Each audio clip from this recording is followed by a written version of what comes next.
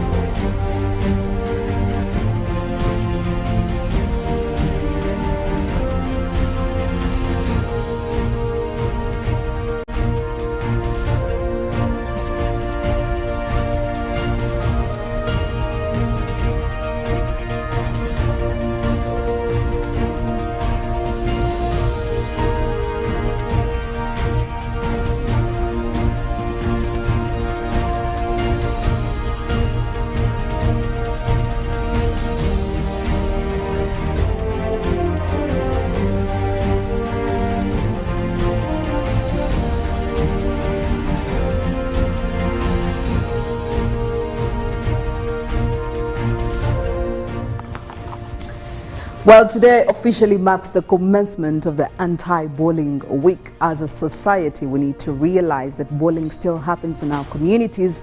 We need to understand that it takes or it has a long-term effect on the victims. And again, as a society, we need to come up with policies that can combat bullying at all levels. And every single year, this week is celebrated in the special month of November, taking on the very third week. And this year, it's going to be going on all the way from 14th to the 18th of this year. With that, welcome back from the weekend and welcome to this new week. Today is Monday, the 14th of 2022. My name is Philomena Mastiko and it is Good Morning Uganda. How are you doing? How are you feeling? Are you ready to start off the week? How was your weekend? Was it filled with bitterness? Was it filled with happiness? Was it filled with joy? Was it filled with disappointment? Or that we intend to make it disappear and see what's for us this week? What are we starting with this morning as an individual, as a society, as a community, but also as a country? I also need to understand how, Felix over here, Mollen and Robert did spend their weekend.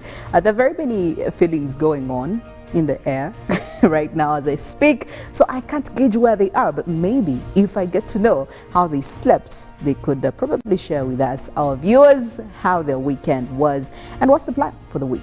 Good morning, Felix. How are you doing? Well, good morning, Philo. How are you? I'm all right. I'm okay. Welcome back from the weekend.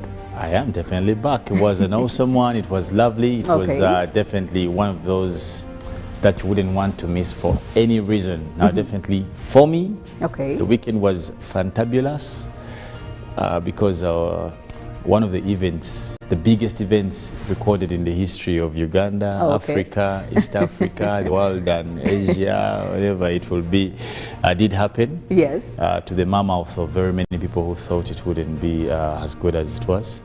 That is the Eddie Kenzo Festival. And definitely, if you want to ask anything about the weekend, I will tell you. So if you want, if that's enough, then I'll stop. I knew it was going to be a very happy Monday for you. It's definitely that for me. I had a good weekend, I must say. Yeah, it was quite beautiful, and there's no way you wouldn't talk about the biggest event in the land so far. Okay, I knew it. I knew Felix would be one of the happiest people I would come before this Monday morning. But also, I know that one thing for sure, Mollen over here, I saw you somewhere. Cladded in black over the weekend. Good morning. How are you doing? Yes, a very good morning to you, Philomena, and of course I want to say good morning Uganda to everyone catching us this morning.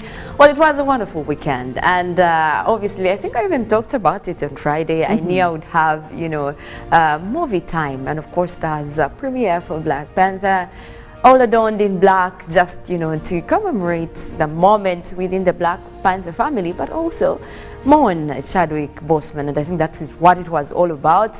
But of course, a lot of things did happen over the weekend, and when I hear Felix saying it was the biggest event in the land in Africa, I'm like, okay, this is definitely a close friend of Eddie Kenzo's. We also had other events that actually made headlines, but I don't want to take away the thunder from him, so let him enjoy the moment. And of course, it was a good event. It's okay, it's okay. But also we do know that there was also a bit of sad news on Friday coming into Saturday. There was a heavy downpour in Kasese, yes, leaving 20 families right now that have no homes because of the flooding that came from the heavy showers. We do know that these have been, most of them have been relocated to a Catholic church and are obviously seeking help from government, but we continue to see most of these extreme weather events. And you know, in the same spirit, COP27 is still ongoing in Egypt. We have seen a lot of developments since Friday, and of course now this comes to the funding part of it. More finances are coming in, more developed countries are giving in their pledges on supporting Africa and other vulnerable nations when it comes to climate change. Now we do hope that by the end of this week, all the high-level negotiations that are going on are going to be affirming the fact that we have a plan on how to deal with these extreme weather events. In the events that we have, you know, flooding, landslides and drought, how do we deal with it? Is there any funding put aside to make sure that such people that are being relocated have a fund to take care of them? Like we see it, you know, even here in Kasese, but also across the world. Those are kind of things that we are looking forward to today, and of course as the week continues. But we'll be having one of the delegates from Uganda who is at COP27 in Egypt to also give us a view of what it is like right now. But also back home here, I did see people in Makindi, yes, you know, put up a climate change campaign, and they're looking at tree planting as a whole, and that was something to you know, look at, you know, climate action at this point. And they're saying, okay, we need to reduce deforestation, we need to make sure we're doing something about it. That is why they're going with the tree planting campaign, and I think that is a very good one. Any other person within Uganda, within Kampala, can pick up the mantle, and you know, we make sure we take action into our own hands and save the planet. Well, there you go. Now, we are also in a season of examinations. We had our UCE, or our pupils, rather students, already sit for the UCE examinations. And as we speak, they're coming to a conclusion. We also had our pupils, the P7s, do their Cantab, and they officially finished last week. The senior 6 students are also in warm-up sessions as we speak right now. But we've had very many mishaps here and there, those that were expected, those that were not expected, and officials have a lot to share. But I'll also tell you one person who has quite a lot to share more on that. Robert over here. Good morning, Robert. Welcome back from the weekend. Oh, good morning, my lovely sister. Good morning, Felix, Mollen, and more so, darling viewers. Thank you so much for choosing to start your week with us. Well, the weekend was what I can say. My colleagues have defined the 2 major events of the weekend. Yes. We had the Eddie Kenzo concert, and of course all cinemas, you would hear calls, get me a ticket, get me a ticket. Even Ugandans, we want free things, you know. There's someone who gave me a call, and I was shocked that a person also wanted a free ticket. I'm like, nah, way. But anyway. They're happy now that you're experiencing them right now. You know, free things was just like, hey, Kirabo, let me, you have these tickets, free tickets, free tickets. I'm like, hey, Mary, what is happening? Can't you afford that ticket, to be honest, now? But anyway, that is what it was. I'm happy that the movie industry is picking up, and more so that particular movie. I don't know why, but the way people, I mean, it's not a Ugandan movie, fine, but the vibe people had to go there It's an African story. and watch. Though there is a lady from South Africa, who really hit us, saying that's not the, when we talk about Black Panther, South Africa has a story to it, and what they're showing is actually not that. Yes. But I'll forward that to Mollen later on. Yeah, that would be interesting. But what is very moving is the issue that, Philomena, you've raised, that is how UNEB is so rigid, I must say. Okay. We are having P7 candidates, about 23 who missed out when it wasn't their fault. Not that they didn't register, but some school head chose to pocket their transport money, and they never sat their paper. He's on the run. Now these kids walk a long distance and reach when an exam is almost done. Then NEB says, we can't give you the paper. You know, they come in a group, you could even put them aside and just give them that very paper. Yes. But they say all this, the RDC is there, everything, but they say no, we do not give papers once it's done. You see, they raise the same issue that we'll have this. UNEB says in the makeup of UNEB, we don't have what they call supplementary papers. Yes. If you miss an exam, you're gone, you must wait for another year. So they are not flexible in any way. But I'm happy this has caught the attention of some of the parliamentarians, and I hope this is one of the issues they're going to bring on the floor of Parliament. Because some of these, then the other are a headmaster who chewed registration money. UNEP comes out and says, parents should be serious. Yes. Because we told you, find out if the school where your child is going, even you have a mobile app where you, not even an app, because even with the Yaka you can, you can, this map is a phone. Yes. Dial this, and check if your child is registered. So if parents never bothered, then there is nothing we can do with UNEP. For us, you must sit a paper. If you miss a paper, no matter what circumstances, we don't set a paper again. Neither do we have any other special arrangement for you. And this reminds me of one time when we had young boys who went and played for Uganda. Felix remembers that he's a sportsman. I think even Baby Cruz, under 17. They came back and said, but we represented the nation. Yes. And we had to go. Not just folded hands and said, for us, you miss a paper. So I'm like, but now what does this mean to the spirit of? And they had to repeat. As for, you know. In addition to this whole plight of these young kids, I think we need to question who's UNEP.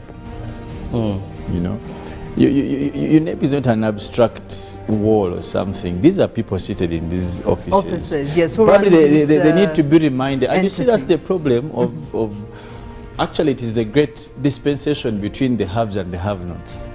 Some of these problems, trust me, if they were afflicting these guys' kids or family members, UNEP would have a way out. They would give them the supplementary purpose. There would be some flexibility. By now it should have changed. If they say UNEP doesn't want, if any of them was affected, something would have changed. However, going forward, exams, we must prepare for exams much better, as well as UNEP has a role, but as a country generally. For example, issues of transportation. I think this is where we always bring in issues of community and family, that how interested are our families in our education, our children's education. For example, in as much as headmaster ate the man and what, but maybe if the parents were probably more engaged, I think we would have found a way as a community. And find out if their children are fully registered. Where are they going to sit from? How will they get there? Some of these issues would have sorted right. We must really have interest in education. Normally, parents tend to think they don't have much of a role. Like as long as they we're pay talking the about tuition. Something we talked about a couple of weeks ago, that like look at boarding schools, checking up on children. People think they're supposed to check on children on visitations. You know, but a visitation, I think they're about 2 in a term or something. Some it's just 1. You can imagine. So how often do you check on your teachers, children's teachers, the headmistress, headmaster, and blah, blah, and all these things? But also for the people who, was this a government school, Robert? No, not a government school. I think when ministry, one of the problems here is that Ministry of Education, and I've talked about this over and over, when they came up and said, Felix, you can have a school that has a candidate class, but that school does not have a UNEP center. So you must get these children in a school that has a UNEP center. That is one of the areas that have been problematic over and over And for me, again. my problem has always been that why are you even allowing schools that don't have these, examination centers get into the education industry? Why are you allowing them to do that? Get rid of them so that we know things are straight, because now these are some of the loopholes we need to look into. And also about this gentleman who ate the tuition fees of these students, at least if he's called, because I don't know why you're calling him gentleman. Okay, this man. Just say this guy or whatever. There's no gentleness in such character. According to the UNEP Act, he could actually face 10 years in prison or pay a fine of 14 million or even both, which I feel is too minimal. That guy, don't take him to prison. Just bring him to the community.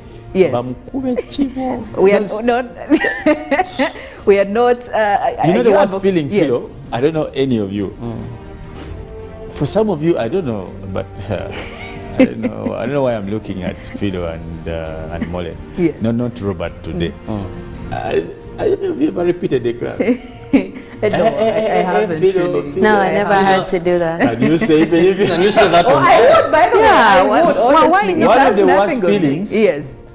I remember when, like, you had friends who had repeated classes, man. Then they wait for you at break time. You know how now. What was your experience like, Felix? Well, me, I'm one of those kids who has been blessed throughout my education. I've been among, and I call it a blessing, because trust me, some of the times I didn't know how things used to happen, but I found myself in the top.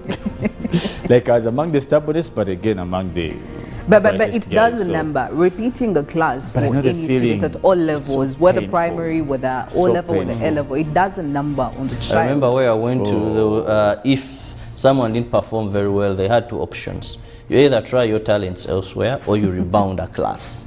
Now that was the me, I just take my talent elsewhere. Anyway, the reports were very gentle. You are advised to try your talents elsewhere or rebound. Clearly, the talent is needed somewhere else. I know that Felix would never repeat a class. He would never allow to repeat a class. And I've also seen very many parents work their way around it. They would rather transfer a student to a different class. Now, whether repetition of a class helps or not, I mean, it's relative. There are people who find it quite necessary. There are others who don't find the necessity in repeating the class. No, but honestly, Philo, I would want to get your thoughts about this thing of repeating class. Maybe just briefly, if you don't mind. Yeah. Like, honestly, if you could, starting with you, by the way, like, what's your true sense about repeating a class? Would you make your child? I would know the academic performance and stand of my child. Sometimes when you keep following up on their performances, there are times when they actually need to repeat that class. How? Okay. Yeah. Bob. Because I would do a follow-up. I do a follow-up and see. But there are times I really don't find any necessity in repeating the class. Well, I'll look at it this way. One, yes, if the child really needs to, we must be honest, parents, you may be emotional and all that, but sometimes the child needs to repeat a class. However, there are also schools, most when they're getting candidate classes, they want first grades, and semi-performers are just made to repeat so that they don't kill the grading of the school. It's probably also about the academic excellence of a child, because you also look at their potential. Now, if they're in a certain class and they're not performing well, you know, jumping them to a next class will not be a solution. So repeating might actually be helpful for them to catch up, you know. But however, we've also seen parents who just expect you to get a certain grade. That once you don't reach that, even if you pass to the next class, they will actually suggest themselves to the school that you repeat the class. That's true. Mollen is sounding like a parent right they're expecting you to get 4 aggregates and you get. If you want me to tell I've seen stuff like that. I'm telling you. I can never make a child repeat a class, even if they're the last. That doesn't help in any way. We will have a follow up on this conversation after, but for now we're going through some of our stories. Just keep the kid going. Just keep them going. Life will turn out better somehow. There's no repeating in UPE schools. I love that policy. As long as you enter UPE school, you don't repeat. There is no rebounding. You just continue until P7 now. But life will sort out. Robert, we're going to have some of those local stories. But there's so much happening, guys. We have to look at our stories on the local scene this morning. And we begin with the Minister for Finance, Planning and Economic Development, Matia Kasaija, who has appealed to Christians to stop depending on foreign donations but work hard and start income generating activities. This was during a pilgrimage to Namugongo Catholic Shrine by Mbara Ecclesiastical Province. 5 months down the road since this year's commemoration in June, Christians from the Mbarara province have returned to Namugongo Catholic Shrine for another pilgrim. The members of the province consist of the Catholic dioceses of Mbarara, Kabale, Port Potro, Oima and Kasese. This year's liturgy was led by Right Reverend Rubaramira, the Bishop of Kabale Diocese, who decried the ungodly acts arising from earthly challenges like poverty. The pilgrimage that is always held in November is the first of its kind after 2 years of COVID-19 lockdown celebrated under the theme, Be Steadfast in Commitment to Christ. The event attracted hundreds of dignitaries. Mbara Ecclesiastical Provincial Association is an umbrella of Catholic communities residing in Kampala, Entebbe and Jinja.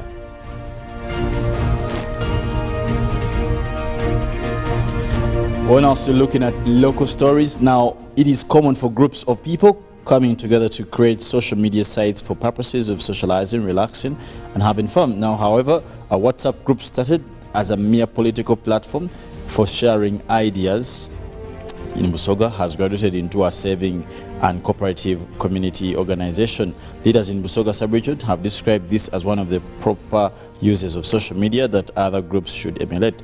The year was 2018 when a WhatsApp social media group was created in Busoga. It was meant to bring all people in the sub-region on board to drive the area's political, socio-economic agenda.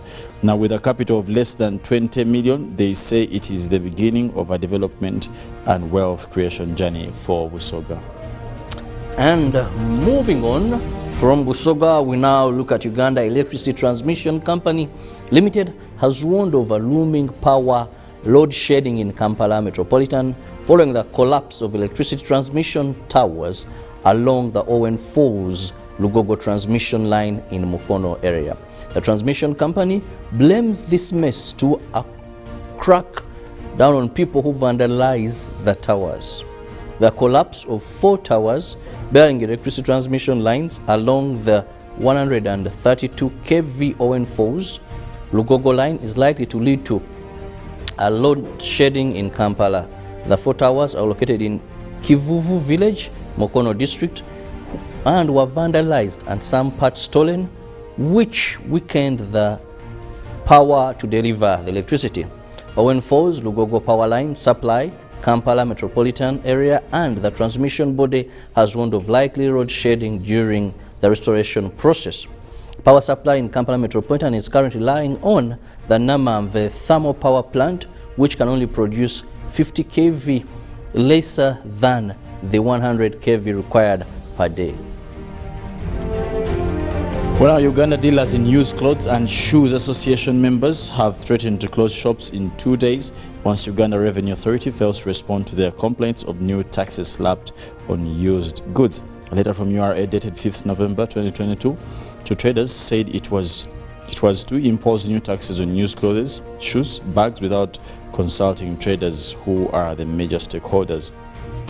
This was during a press conference held in Kampala, and second-hand goods traders recently received a letter from the URA authorities and indicating tax increments of their used goods. Among new taxes imposed, items used clothes was moved from $1.3 to $1.17, shoes moved from $137 to $141, and bags from $2.27 to $2.34. Now, Chairman Uganda Dealers in Used Clothes Association, Andrew Rubeiho, said URA is making it a habit to increase minus consulting them.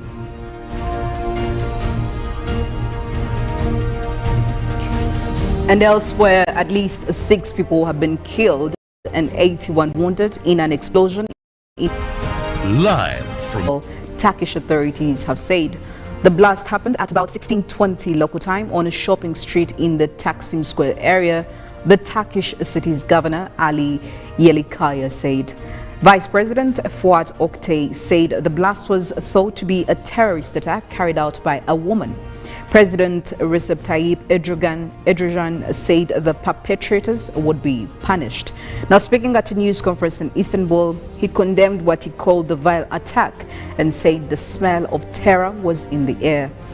Justice Minister Bakir Bozdag told Turkish media a woman had sat on a bench in the area for more than 40 minutes, leaving just minutes before the blast took place. No one has so far claimed responsibility for the blast. Government Minister Daria Yannick wrote in a tweet that a government ministry employee and his young daughter were among the victims.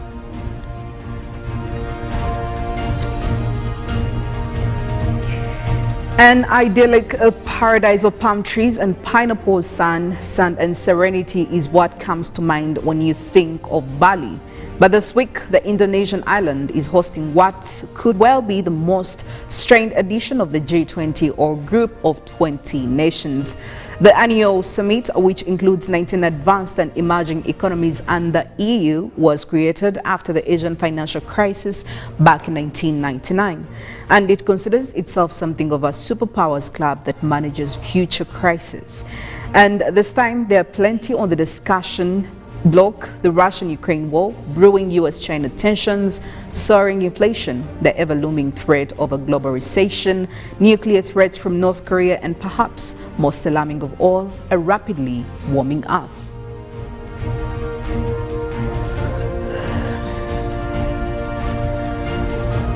Now back in Africa, Kenyan soldiers have landed in the city of Goma in Eastern Democratic Republic of Congo as part of a regional peacekeeping mission to the region. Their arrival on Saturday comes as the M23 rebel group has surged across the DRC's North Kivu province, capturing swaths of territory and inflaming regional tensions. This week, Kenya's president approved the deployment of about 900 soldiers to the DRC as part of a joint military force from the East African Community Bloc. Now, Al Jazeera reported that 2 Kenyan transport planes arrived and about 60 soldiers disembarked, and more than 120 armed groups are active in DRC's volatile east, many of which are a legacy of regional wars which flared at the turn of the century. The M23, a mostly Congolese Tutsi group, first came to the prominence in 2012, briefly capturing Goma before being driven out. And in climate news, key climate goal of 1.5 degrees Celsius rise faces a new challenge. Now, emissions of carbon dioxide are rising so quickly, there is now a 50% chance that the world will cross a crucial climate change threshold very soon, a new report suggests. Emissions from the 2022 are expected to remain at record levels, lifted by people flying again after COVID. The report said that if emissions stay high, the world faces a 50% risk of breaching a key 1.5 degrees Celsius temperature rise threshold in 9 years. Now, this would have sweeping consequences for the poorer and developing countries. Average temperatures are now 1.1 degrees Celsius above pre-industrial levels, and that increase has already caused major climate disasters this year. If global average temperatures were to rise to more than 1.5 degrees Celsius, the UN says it would expose millions of people to potentially devastating climate impacts. Now, the researchers have said emissions were rising in 2022 because of an increase in flying and the use of coal. Now, the report published by Global Carbon Project used monthly energy data to estimate the global greenhouse gas emissions, which will rise by 1% this year. Well, today is also World Diabetes Day. Now, clearly we know that diabetes has quite a lot of effects on anyone's body. If you don't know much about this, maybe take some time off. Educate yourself. What is diabetes? How do you get it? Does it have any cure? How do you prevent it? All that. Make sure that you use today to do that. But also in our health segment, obviously, Robert is here to spread the good news. Oh, I just feel very happy whenever I'm informing Ugandans of how best to protect themselves from falling sick. And how do you do that? Just simple. Boost your immune system. Now, this is the ability of your body to fight off diseases. And you need to empower the soldiers in your body, the white blood cells, to be able to fight off a number of diseases. How do you do that? Now, these bottles I'm holding, Hallelujah banana drink juice, Hallelujah ginger tea, and Hallelujah tamarind drink. What they do is they're immune boosters. They energize your body's capacity to fight off diseases, and they're not very expensive. Imagine this is just 1,500. 1,500 each of these bottles, and I recommend regular consumption so that you can benefit. You'll be more productive, but also you make some savings that you would have spent on physicians, on doctors, and use that money for other development work or enjoy life. We're going for a break on this Monday morning, but when we get back, we're going to be talking more about the proposed alcohol control bill as affronted by Tororo woman MP, that is Honorable Sarah Pendi, who was granted leave by Parliament to go and make consultations and introduce this bill. Good morning, Uganda.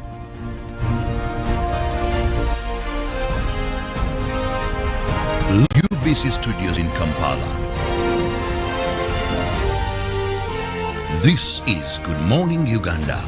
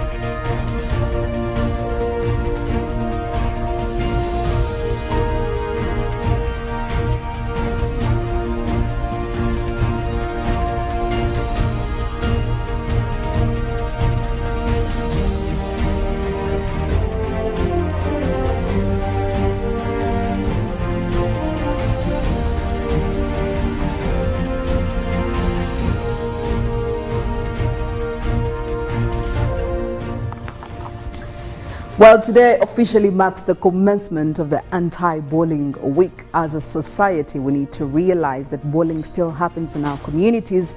We need to understand that it takes or it has a long-term effect on the victims. And again, as a society, we need to come up with policies that can combat bullying at all levels. And every single year, this week is celebrated in the special month of November, taking on the very third week. And this year, it's going to be going on all the way from 14th to the 18th of this year. With that, welcome back from the weekend and welcome to this new week. Today is Monday, the 14th of 2022. My name is Philomena Mastiko and it is Good Morning Uganda. How are you doing? How are you feeling?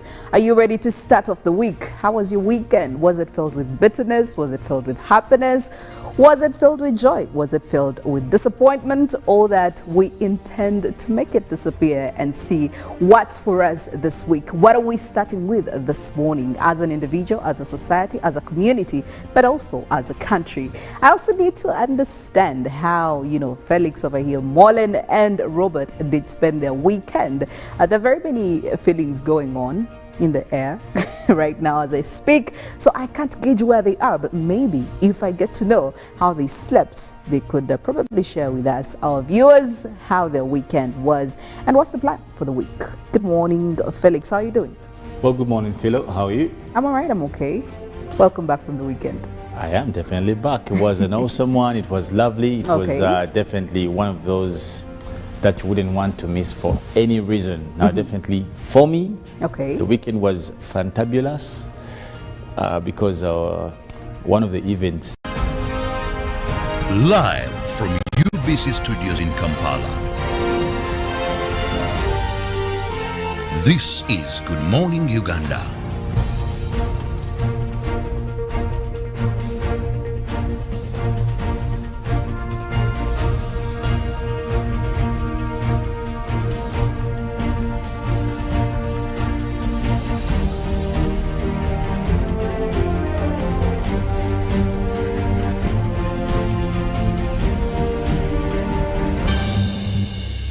Was brought to you by simply make a small deposit of 99k and pay the balance mpola. You can pay in daily, weekly or even monthly installments while you enjoy your new phone. So what are you doing today? Visit any MTN shop near you and get the MTN cupboard. That's super easy.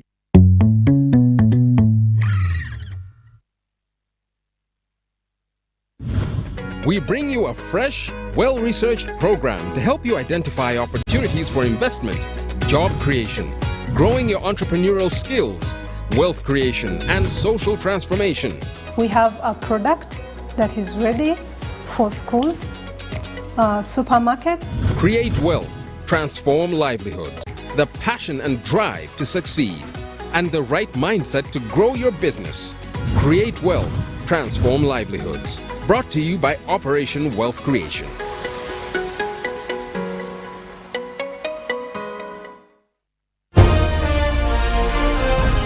Live from UBC Studios in Kampala.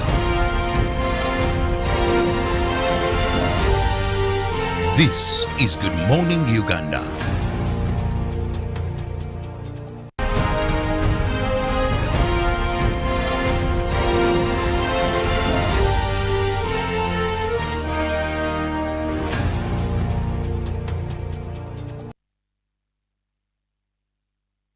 Welcome back from that inspiration song coming in from Avamax and Alan Walker Alone. Indeed, we won't let you navigate this Monday alone. We are here to give you a starting platform. It's Good Morning Uganda and it is the 14th day of November 2022, marking the third week of this month. Welcome to Good Morning Uganda Newsreel. My name is Philomena Mastiko and this morning I am joined by these two gentlemen, that is Felix Nkunda and Robert Nyonyintono Kirabo. This morning we want to talk about the alcohol control bill. Now, Sarah Opendi, the woman member of parliament representing Toro district, is slowly getting to be renowned as the legislator who is mastering the art of sniffing the life out of the party, at least to the alcohol fraternity here in Uganda. Now, back in, I think it was last week, 8th of November 2022, she was granted leave by Parliament to go and, make consultations and introduce the alcohol control bill here in Uganda. And Once passed, this bill will be seeking to penalize anyone who sells, buys or drinks alcohol before midday. And also it's going to be seeking to limit drinking hours and opening hours for bars. Now, to her argument, she says this is going to be able to regulate all the production, the packaging and the selling of alcoholic material or content, and also to which group of people. All these are going to be put into consideration. And she also says that, listen, no one is going to be stopped from consuming alcohol, but we must also have legible hours at which this should be able to happen. You can't have a human being, a Ugandan citizen, starting to consume alcohol as early as 7 a.m. She feels there is a lot of wrong things with that. Now, according to Opendi, she also says that alcohol is partially responsible for poverty amongst Ugandans, especially in the countryside. She continues to argue that people are no longer productive, mainly because of alcohol, or at least it's contributing to the biggest of reasons as to why we are seeing this happening to the Ugandans in the countryside. And this is where I would love Yoruba to take it from. What do you think is the practicality of this contra bill if it actually goes through? I mean, what's the practicality of it? Well, first I must thank Honorable Sarah Opendi. I think she's one of those members of parliament that all the time comes up with something. She's the lady who was on the education qualification for a member of parliament. Yes. If you remember, I don't know how far she went with it. About 3 bills of so far, she has attempted to bring sanity. She also had a lot to say about the Nyonyintono festival when we saw parliamentarians take on. Because you see, that house has about 529 members of parliament. Many of them only look at political things because they know the electorate will see them. They mean that have become very popular. Some have become even like comedians. Whenever they stand up, they say something about something laughable and everyone laughs and the media captures that. Some don't even say anything on plenary. They never bring anything on plenary. So they wait, they find journalists on the steps of parliament, then call them. Then the following evening you hear them or you see them on news and you might think that people really parliament. I will use that bit for our local people watching us. Yet, these people actually, where it matters, have not said a single word. So, because they know radio stations have reporters there, TV stations have reporters there. Now, when you see them on the news saying, for us we resist, for us we are going to fight, they are not on the floor of parliament. Whatever they are saying is equal. Outside parliament. The fights are outside, where it doesn't matter. Where it doesn't matter. So I want to thank Honorable Sarah Opendi for being eloquent, for knowing where to present what, and for looking at things that are not necessarily political in nature. Because I must tell fellow Ugandans that if there is anything away from the corruption that is eating away this country, abuse of alcohol and drugs or substances is another disease that is killing this generation and this country. Yes. And when I was looking at World Health Organization rankings, I was disturbed because I saw Uganda is ranked by World Health Organization among the top alcohol per capita consuming countries in Africa. Uganda was also ranked the leading per capita consumer in East Africa when it comes to alcohol. So they are not very good records we are having. Now, when you look at almost every village, you people, you have a certain number of youth that have been destroyed by alcohol. When you go to Butabika mental hospital, you might think this is a problem for the poor, but they have a private wing where you're going to find children of the haves that have been wasted due to alcohol and drugs. They have brought them for rehabilitation. It is very expensive. They have invested in them, taken them even abroad to study. They have come back to Uganda, Bawadang, and the families are having this problem. You may accuse sometimes parents, but alcohol, when you go to our schools, there are children who learn drinking in schools from senior 1. By the time this child completes senior 6, you have a plus drunko. When they go to campus, some never complete because of alcohol. So it's not only a problem to the poor, much as it may be so much a problem to the poor. But I think it is a universal problem. Even top families may have children who are known that they are drunkards and they are a problem to their families. Gabatamiv completely, however rich you are. So when Honorable Sarah Pendi comes up with this, I must first begin by appreciating her. Now, going on how practical this bill is, for me I want to look at what it seeks first and foremost, like Philo you've said. The bill seeks to comprehensively address the regulation of manufacturing. One, we look at manufacturing. Yes. What are you manufacturing? We've had people die of waraji in this country. We had, is it City 5 gene? Was that the name, Felix? City 5 gene, where about 11 lost, others are blind, some succumbed. We've had a number of this waraji found with ethanol. Sijui methanol, experts explain they are methanol, ethanol.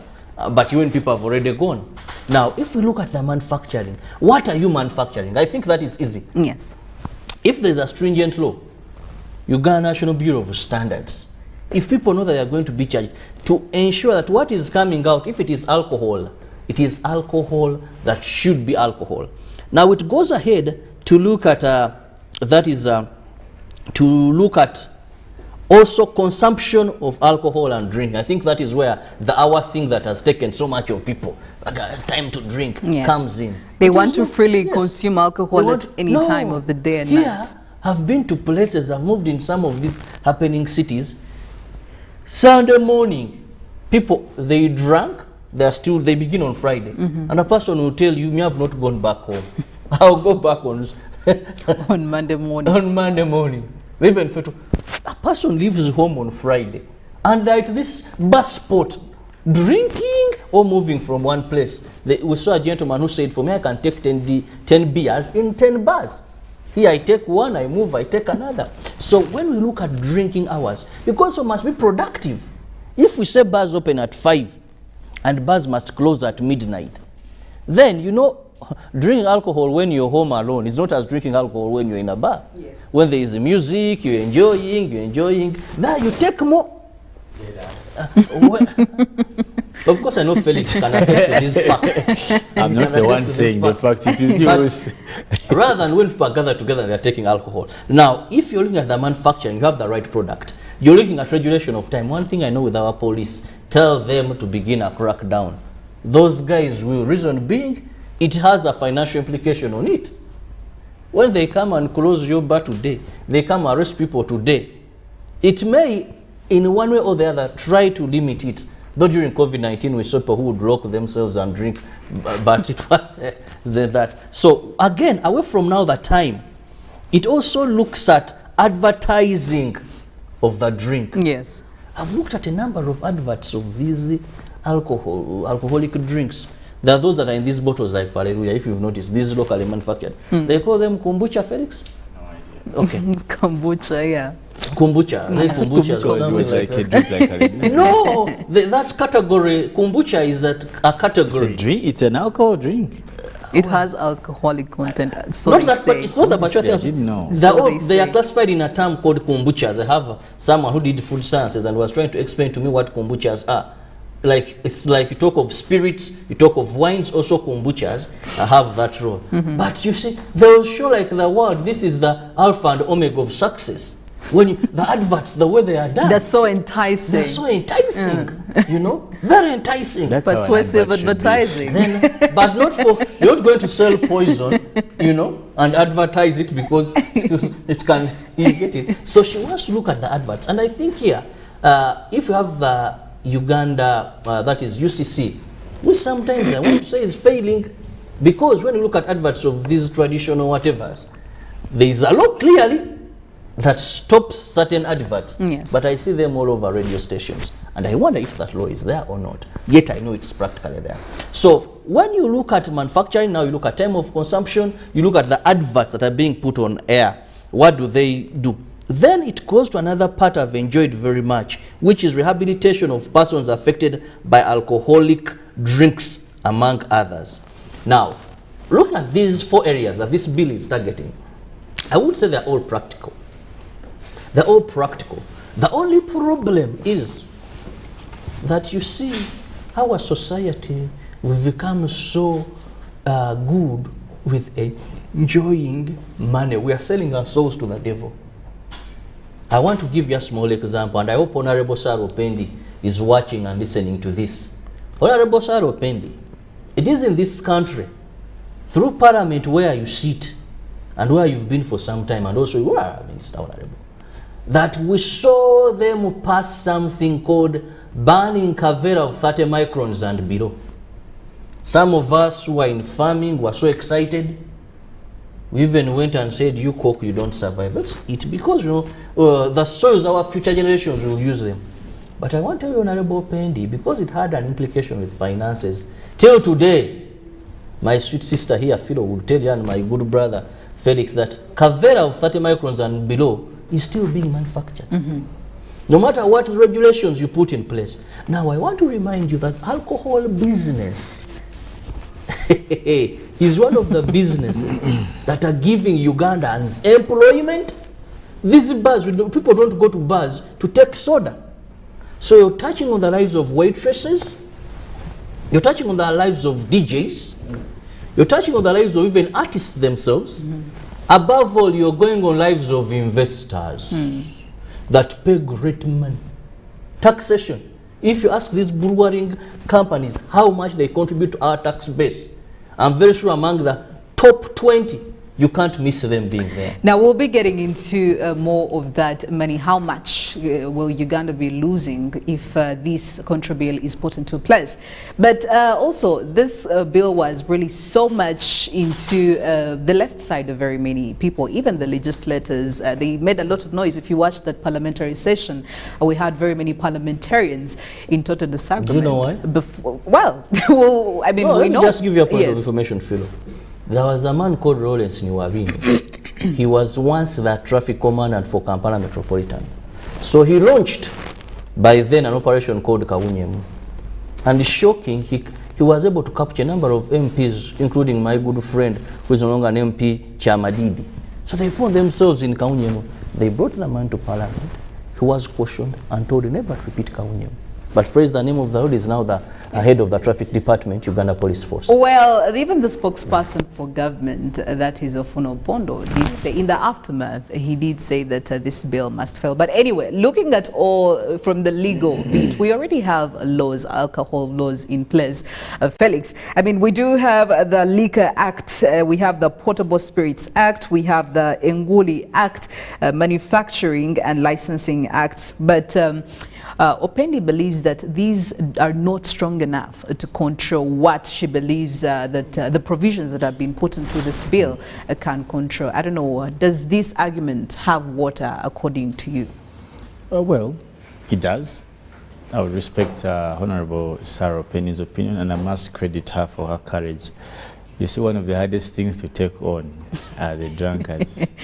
And, things that make Ugandans happy. Absolutely. And no wonder His Excellency was very careful every time he used to talk about them during lockdown. But he knew, he would throw in a word and say, but they are, he knew how to package. He knew the people he was absolutely dealing with. So, Honorable Sarah, sinking sun. is some yeah, but you tread carefully, even as we discuss this. You know, I think Honorable Sarah Opendi has the good intentions, and that's what we all do for this country, without fear of a doubt. We know the effect of alcohol. By the time Uganda has been ranked in those positions, my friend, it is a direct evidence of the effect of alcohol on Uganda.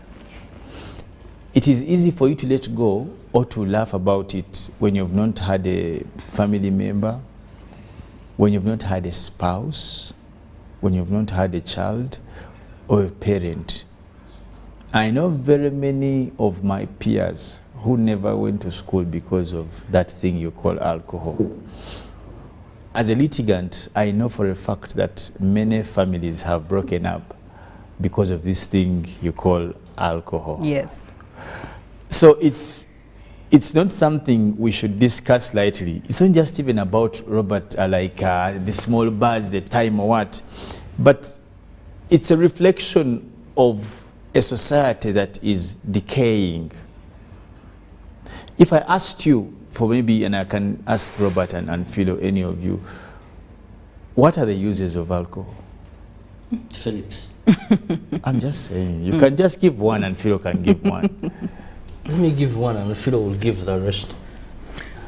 Maybe. As who? Why? As a senior. But okay. Okay. What is laughing? I give the reason, Robert. Like, what's the use of alcohol? Traditionally? No, for consumption. We're talking about people who consume it. What would be the use? Happiness, maybe I would say. So there are people who would say it's a stress reliever. Okay. I hear someone say which could be true. But unfortunately, the moment it is over, I find. So to me, I think for happiness, temporary happiness, sometimes it brings people for comradeship. The people who meet in the evening and they take one or two around and discuss issues of national importance. Anything off head you think you can think of? No, I will only look at it from the business perspective. I won't lie. Yes. Yeah. Now, I think as we address Sarah Opendi's bill, we must go to the root causes as to why Ugandans are drinking a lot. It may not be enough for us to bring a law, because sooner or later, they'll get alternatives. You remember in lockdown? Bars were closed totally. Actually, even still on alcohol, when they banned this Cavera thing, remember which border sachets, the alcohol where mature men had gone back to breastfeeding, you find it. But Robert, the things you know, man. Okay. No. Hey, yes. So what happened? They resorted to plastic bottles. You see, I'm a journalist. It's what I'm saying. That, I have an extra eye that in as much as Honorable Sarah Opendi has a very good point, and I'm with her 100 times %. But I know for a fact we must address the root causes of basically the causes of why people have adopted alcoholism as a way of life. Felix, what are some of these reasons? And justifications for drinking throughout the night and going to another day? So and that's what I'm coming to. That's what I'm coming to. The abject poverty. It's funny that poverty is a cause of alcoholism, or you want to call it drunkenness. It's not given free of charge, you buy. That's what I'm saying. It is actually, I feel like it's a two-way thing. Alcoholism could lead to poverty, but also poverty could lead to alcoholism. That is it. Yes. Now, and there's something, and also could lead out of poverty. I mean, the both of them could be causes. Their children have been educated when their parents are batunda walaji. I think. But those are very few. Anyway, the second one would be tradition. Tradition. When you come to some traditions, alcohol is like a way of uniting people and defining manhood. I don't know which. Yes, that you've matured now. Oh really? Yeah. Which custom? Our culture. I want to mention, even when they're giving a child a name, they get a drop of if it's a boy. You've already said now the tribe, but anyway. We move. But the other one would be mental health. This country, when you say that the country has 80% of people suffering from mental health, it is a true reflection of the causes of alcohol and also why people actually drink. People, Robert gave one of the reasons, people in this country have been made to believe that when they drink, they relieve their stress. Yeah. I know of people for the last 5 years, if they don't put a bottle of probably beer in their mouth, they will not sleep. And that is how it is. But nothing you're going to tell them. There are also those, in addition to that, Felix, that to perform their duties well. I have heard of doctors. Yes. Oh, you've said it. That for them, they first, then someone. Now, what are the causes and where does this start? I think we need to look at the root causes of this mannerism. And this is what I think the Honorable Sarah Opendi is saying. Alcohol is so available in Uganda, just like drugs. When you travel elsewhere, why do you think some countries have put, and it is not foolery for them, you must have an ID for a particular age to purchase alcohol. For some of you who have been to countries like the USA, in particular states, when you've been to Europe, Not everyone can buy alcohol. And there's a quantity you're supposed to buy, by the way, one person. Yes. If you want to buy, for example, age. Serious, even on quantity. Either because one, they know you want to go to a bar, and let me tell you, these things are also there abroad. There are hours for opening. You can't find a bar open at 8 a.m. in the United Kingdom. And even at the time of closure, mostly they'll go up to about 1 in the night. When you go and this, what I'm just trying to say, that this is not a new venture. These countries had to find a way to assist their people, and so does the government. People who love to drink, trust me, if Yusepo can't be in a bar, maybe at that time they'll be somewhere. Maybe an idea will come. But people are always anywhere because it is so available. Like alcohol in Uganda is as available. Even I think at the point that when you step out of your house, someone, I don't know how to, like they are vending alcohol, they are wholesaling alcohol, like everywhere you go in this country, any shop is alcohol is available. Now you have these wine stores, like every corner out of UBC. Like those shacks, like you pass 1 million alcohol places before you reach your house. You find a shop licensed to be a retail shop. Yes. Anyway. And you see, yes, these things, we look at them lightly. Every border stage there must be. Yes. No, he's not lying. There's a lady who has a car with his small. So you don't even have to have a physical building. One of the easiest things to get in this country is alcohol. Even food is harder to get. Water is scarce, telling you, by the milk way. is scarce, but alcohol is available. But then there are things we can't trade for what you want to call money or taxes. You'll have a country of drunkards, and who will you tax later on? Or who will perform the work?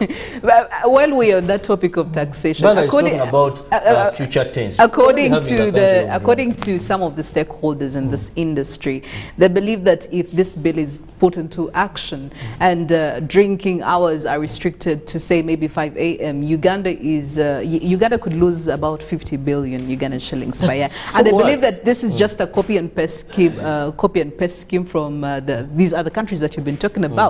But when you look at their economies, they don't believe that the alcohol industry is so much integrated into their system like Uganda's is. So they believe the system is different. Yes. So I don't know, what do you say about that? For me, what I would say is they have been able to quantify how much we are going to be losing. But if you are to quantify how much you're already losing, in terms of human value, in terms of human and human resource, the two are not in tandem. We've had families broken. Felix have said it right. The future of many children whose fathers have been unable to pay school fees for them. We have families broken because of drunken mothers. You know, we're talking about alcohol as something for the men. You can imagine a drunken mother. But there are drunken mothers. And this generation, the numbers are really high. And I'm telling you, with this generation, that's what I'm saying. Where you find these, you call them slave queens, and they can't make mothers. Okay. They have, someone is having seizure from the ears, from the nose, from the mouth, every power of their body. Smoke is coming out, and they're also taking alcohol. So these are the challenges we're having. Mothers, fathers, mothers. So if anyone for me who talks about how much we are going to lose in this bill, let them bring us proper statistics of how much we are losing. I've told you, very important people. Do you know how many doctors we've lost? Do you know how many mothers have died in labor because of drunken doctors working on them and surgeons? No, but also, even in our security agencies, do you know how many people have lost lives? And they say, actually, fine, this guy is drunk and fired. You look at the traffic report about road carnage. Yes, about the statistics actually show. It's shocking. And when you find out how many of those die of drunken driving, so we cannot sell the souls of this country. We cannot sell a generation. You people, they were consuming alcohol in that 10 years back. It's not that they are drinking these days. But Philo, let me just say this last thing. Yes. Unless this bill saves us. You know, sometimes it must cost us to save this country. And I think we should be willing to lose some things for the souls for this country. We may take this thing lightly and we may pride. You know, Ugandans are funny. Whenever they say Uganda is the third in alcohol in the world, they think it is a cool thing. There is an upload country of city life. Can you imagine? East Africa. So, number satu, Munguri, number satu. Why don't you be number satu in medical performance? Well, go on and tell us what you think about this. Tell us if alcohol regulation is necessary here in Uganda. Go and give us your feedback on 0709-602-592. I already do have some feedback from a number of you. I'll be sharing that with the rest of our family much later on as we go on. Get into our socials as well and be part of the discussion. Good Morning Uganda continues shortly after this break.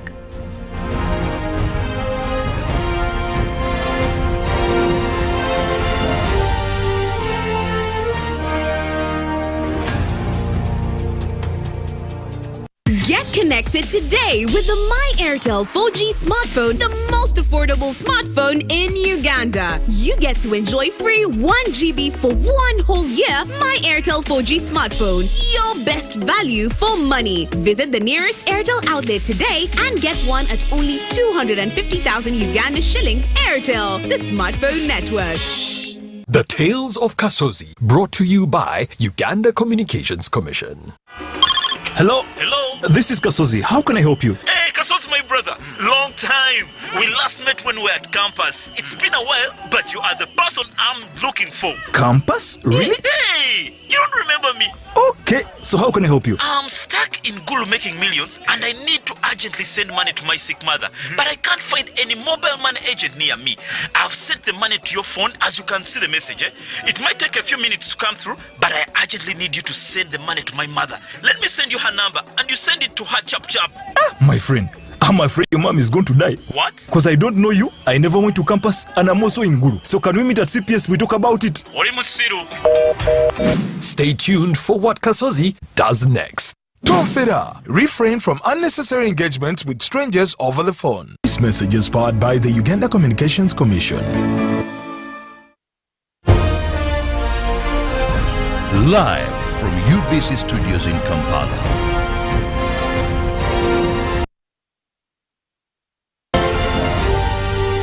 This is Good Morning Uganda.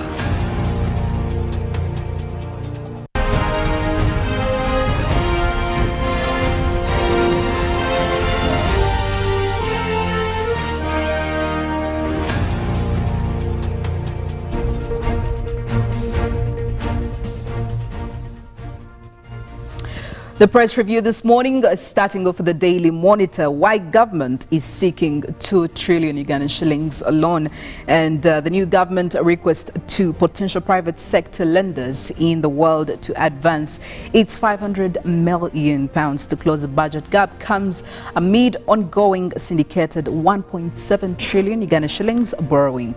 Now they're giving you the details of that. Now looking at Butaleja man with 12 wives and 102 children. Be fruitful and multiply, maybe. Mzee Musa Hasaya with his family at home in Busiga Cell, Mulaga Ward in Busaba Town Council, Butaleja District. Clearly the picture showing that huge family. How do they do it? You can get that story in the Daily Monitor. And fight erupts over 270 billion Uganda shillings payout to ex-UPT staff. And also head teacher flees after pupils are impregnated, and Makere is searching for new council members. Now on to the second page of the Daily Monitor, taking you in history. Today, 200 NRA rebels collaborators arrested at Nachivubo Stadium.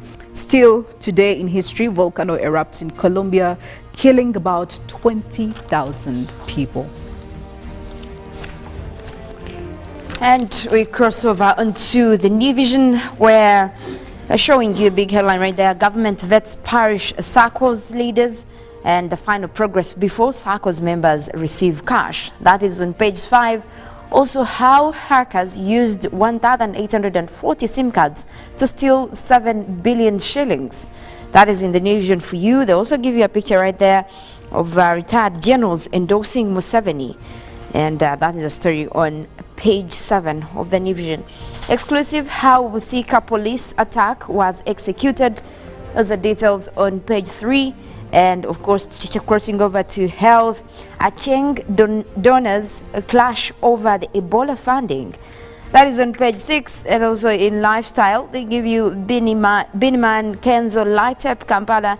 That is a story on page 49 of the New Vision. Now crossing over to the second page, Japanese embassy to award children in the drawing context rather, and they also give you some of the pictures right there as the kids try with joining the context right there for you on the second page.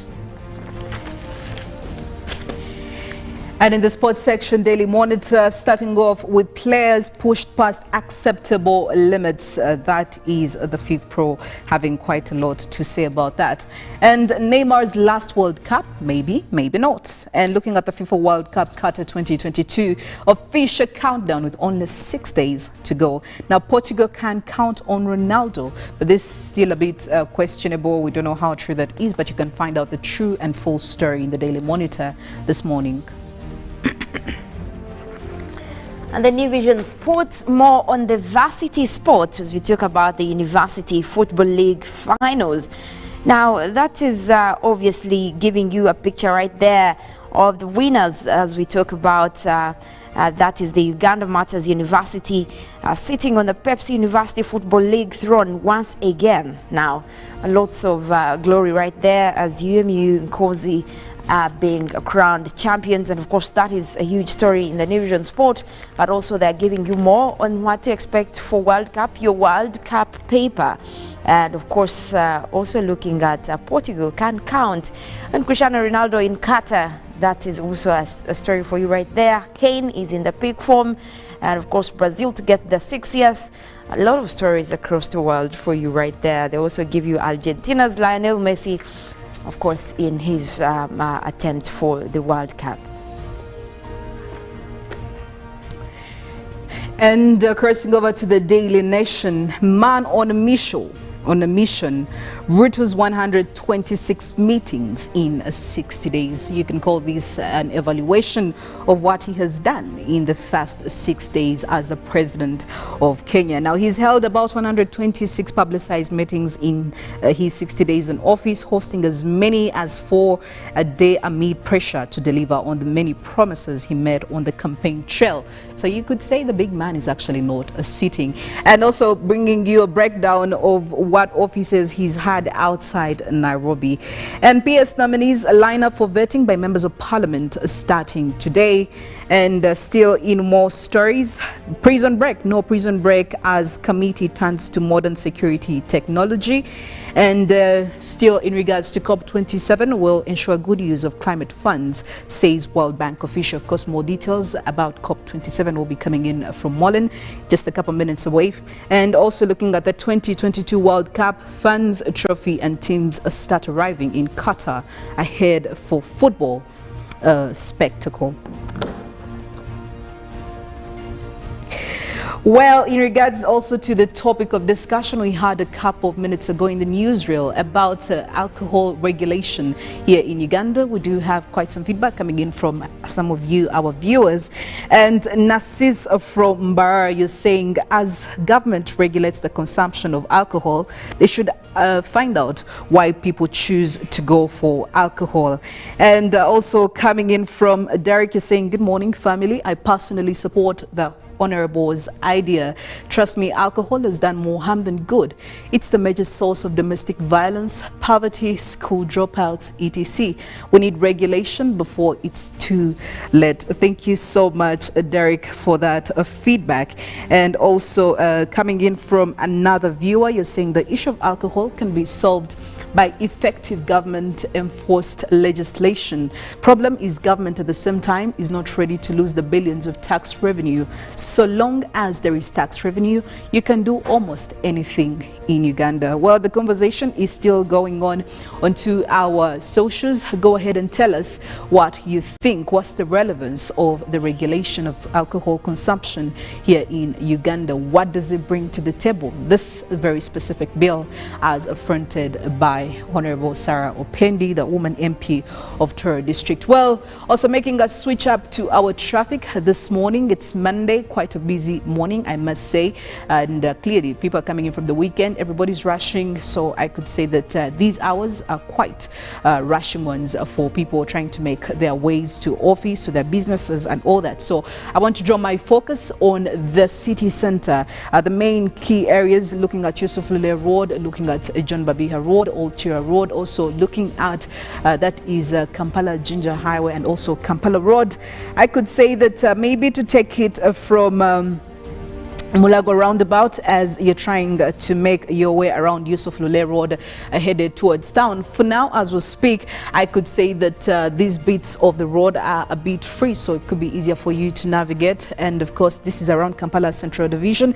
However, as you get closer to Centenary Park, Kampala, you'll be expecting traffic to build up as indicated by the orange dots over here on the road. But now, as I speak, the most parts of this road are quite free, but so it shouldn't be worrying you. But also looking at Mawanda Road, of course, trying to connect in from areas of Chebando. Mawanda Road is quite very busy this morning. I could say that the red dottings are quite dominant on this very specific road, clearly shown here on the map. So if this is part of your usual route, well, you need to put that into notice and maybe start thinking of alternative routes. And as you're continuing to Old Chira Road, it's already getting busier by the minute. We have cars coming in from the side of Mtinda. We have cars also trying to connect from Mawanda Road. So you would expect the road to be busy already as I can speak right now. But also continuing via Yusuf Lule Road headed towards the main center, you would be main city center, you again be expecting some heavy traffic. John Babiha Road also is already busy this morning, connecting in from Old Chair Road and connecting to Yusuf Lule Road. So again, that is quite a busy route. I would maybe say you need to get alternatives for. Looking at the areas of Nakasero this morning, well, we do have most of these routes quite empty, and looking at areas like Shimoni Road, it's quite a very free route this morning. You have nothing to worry about. Also looking at Nyonyintono Road, it's also quite busy, it's not yet busy as I speak. Nile Avenue, which could be also a detour to all the way to Speak Road, is quite very free this morning. However, as you're headed towards the square, expect traffic build-ups over there. And looking at Kampala Road, we already see the oranges being dominant on this road, clearly showing that the traffic is building up in those very specific bits. The lower side, and starting off with Entebbe Road. Entebbe Road is actually already very busy. We have cars coming in from wherever and trying to join the main road, so you would also be expecting that road to quite delay your movements this morning. And also looking at Wilson Road. Wilson Road also has a bit of traffic over there as you're trying to find your way around. And looking at this other side of Chagwe Road, Chagwe Road is also quite free as we speak right now. Buganda Road, same story as well. So as you're trying to make your way around, please for now, I could say these would be the ideal routes. Bombo Road, again, for both people trying to access town and also leave town, it's quite free for you. The green is very dominant and the arrow is clearly indicating for those leaving town and for those coming in from the areas of Wandagea and any other surrounding areas. So yes, I could say some bits of the central division are a bit free this morning, but any minute now the traffic would be building. So please and please and please, if you're already in the road, I could say lucky for you. If you haven't yet hit the road, well, you need to be very ready for whatever will be coming for you in a couple of minutes from now. The traffic is very dynamic and it keeps changing every now and then. COP27 Mollen, what is happening? I see quite many more updates coming in. Where are we? How are we standing? Uganda, what are we doing? What have we presented to the table? Well, so far we're still looking at more adaptation action plans that are coming in. Countries are making commitments, especially with, you know, the run towards renewable energy to make sure that they get away from fossil fuels. That's the plan. But also now we're seeing more of the developed countries that are giving in funding towards the adaptation strategy across the world. And of course, that is also adding to the fact that we have seen more negotiations coming in to, you know, limit the rise of temperatures to well below 2 degrees centigrade. And of course now the reports that are coming out, Philomena, are not good, because scientists are reporting that if we continue in the path that we have, we might not attain the 1.5 degrees Celsius you know, threshold, and that could mean a lot of devastating effects, right from more landslides, more floods, and of course more intense droughts. And that is what we could be looking at. But at least we are seeing more committed countries and of course leaders that have been there also talking about the money. I think right now it's about the money as well. Well, I don't know how to even react to that news, but I also know that we have the G20 coming in that will be meeting in Bali, and one of the main reasons, or one of the key elements on the agenda, is about the heating Earth right now. So probably there are hopes that this could be into discussion, and maybe Mollen will be giving us quite more about that. That's it from the traffic updates this morning. I leave you to Mollen to give you more from weather and climate news. Good morning. Have a wonderful and productive week ahead. I am Philomena Mastiko. Well, thank you very much, Philomena. We are still talking about COP27, that is the UN summit going on right now, that is in Sharm el-Sheikh in Egypt, which connects world leaders, climate scientists, and of course organizations to look forward to an agreed upon plan that is to limit the effects of climate change. Now that takes in climate action, that takes in reduction of greenhouse gases that have contributed to, you know, the warming across the world, which you would collectively call global warming. Now things are getting heated up because we're seeing more of the commitments that are coming through, but also there have been laxity when it comes to the developed countries. They made pledges last year in a UN summit in Glasgow, that is also COP26, and some of these pledges never made it to the table. But just this week, what we are getting is that Egypt and US did announce that they will be making a commitment of $150 million that will be able to aid Africa's adaptation to climate change. That is a big one right there. That was announced by President, the COP27 President, His Excellency Samah Shukri, and of course the US Special Presidential Envoy, that is for accelerating climate adaptation, that is John Kelly.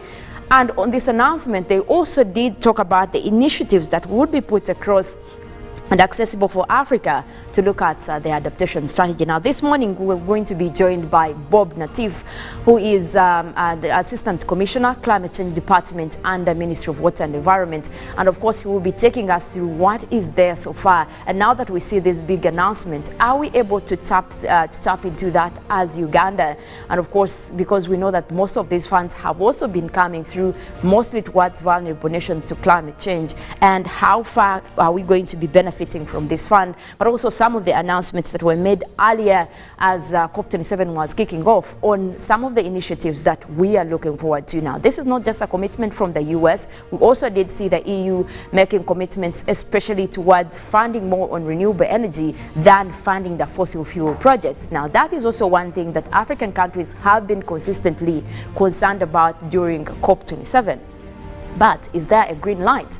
Can we also be looking at how we can, as a nation, form our own strategies, especially when it comes to climate action? In terms of agriculture, we also did see COP27 actually celebrating the Agriculture Day, and some of the side events that were actually talking more in agriculture. What are the plans? Are there any ways that we can also make climate smart agriculture in order to, you know, reduce the emission of greenhouse gases, but also make sure that we're doing the right things to adapt to the changing weather? Those are some of the issues that we want to also look at, and also some of the reactions that are coming through from the funds that are being pledged by these developed nations, because we've also seen organizations like the 350 organization that always analyzes some of these pledges, and they are saying that the US before actually did pledge to send in at least $100 million towards African countries with helping with climate action and especially towards adaptation. But that was never done because after then there was politics in the US and of course between the Democrats and Republicans. That money never came through. But now that they have announced the $150 million that will be coming in for climate adaptation, where is that going to leave us? And of course, those are some of the things that we're looking at to make sure we understand some of these pledges as they come through. Is it really a good step?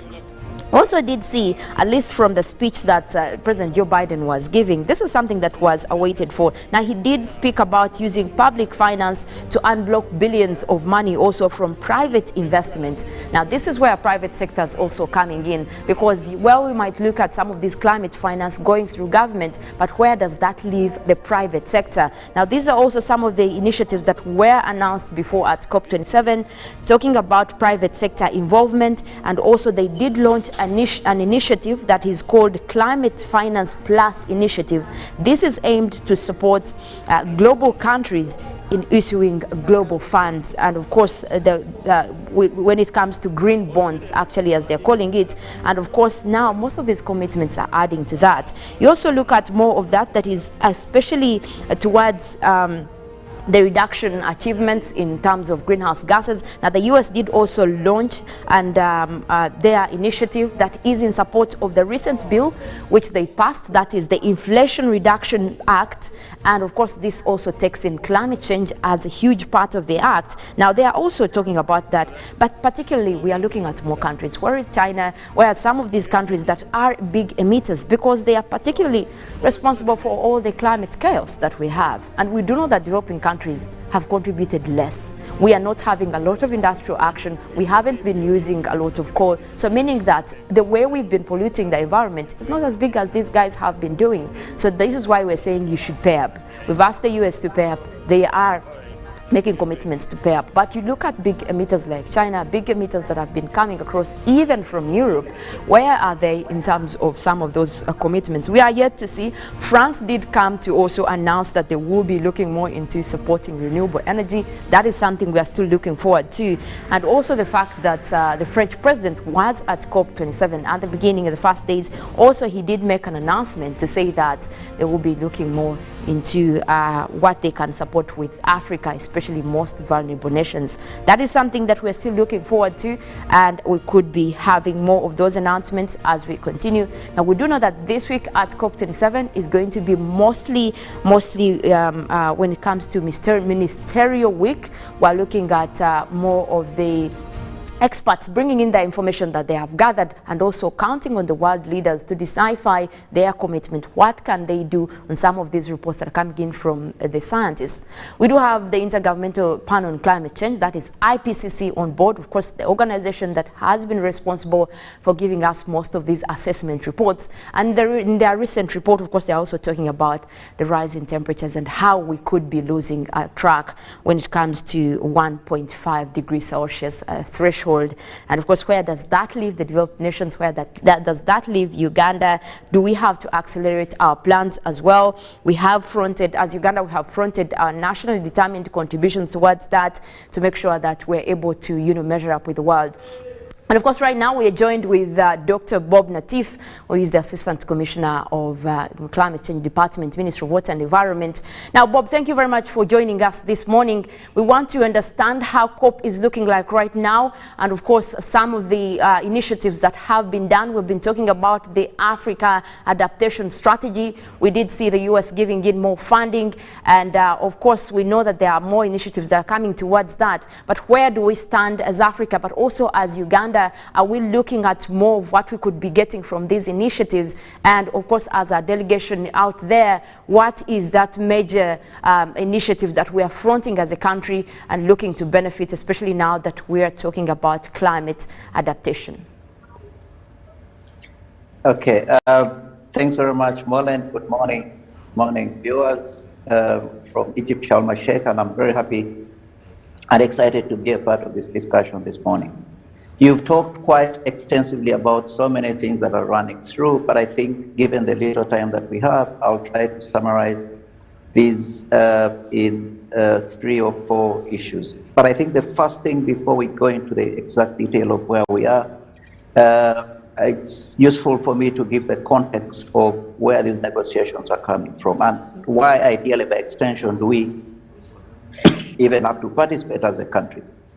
If you recall, Mollen and all the viewers, is that in 1992, the world came together to, having recognized the climate system being distorted, and for the global good, they collectively agreed to come up with what they call the United Nations Framework Convention on Climate Change.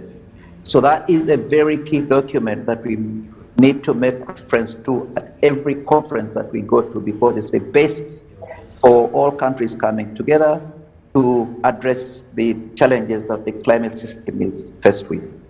And until recently, in 2015, we've had what we call the Paris Agreement.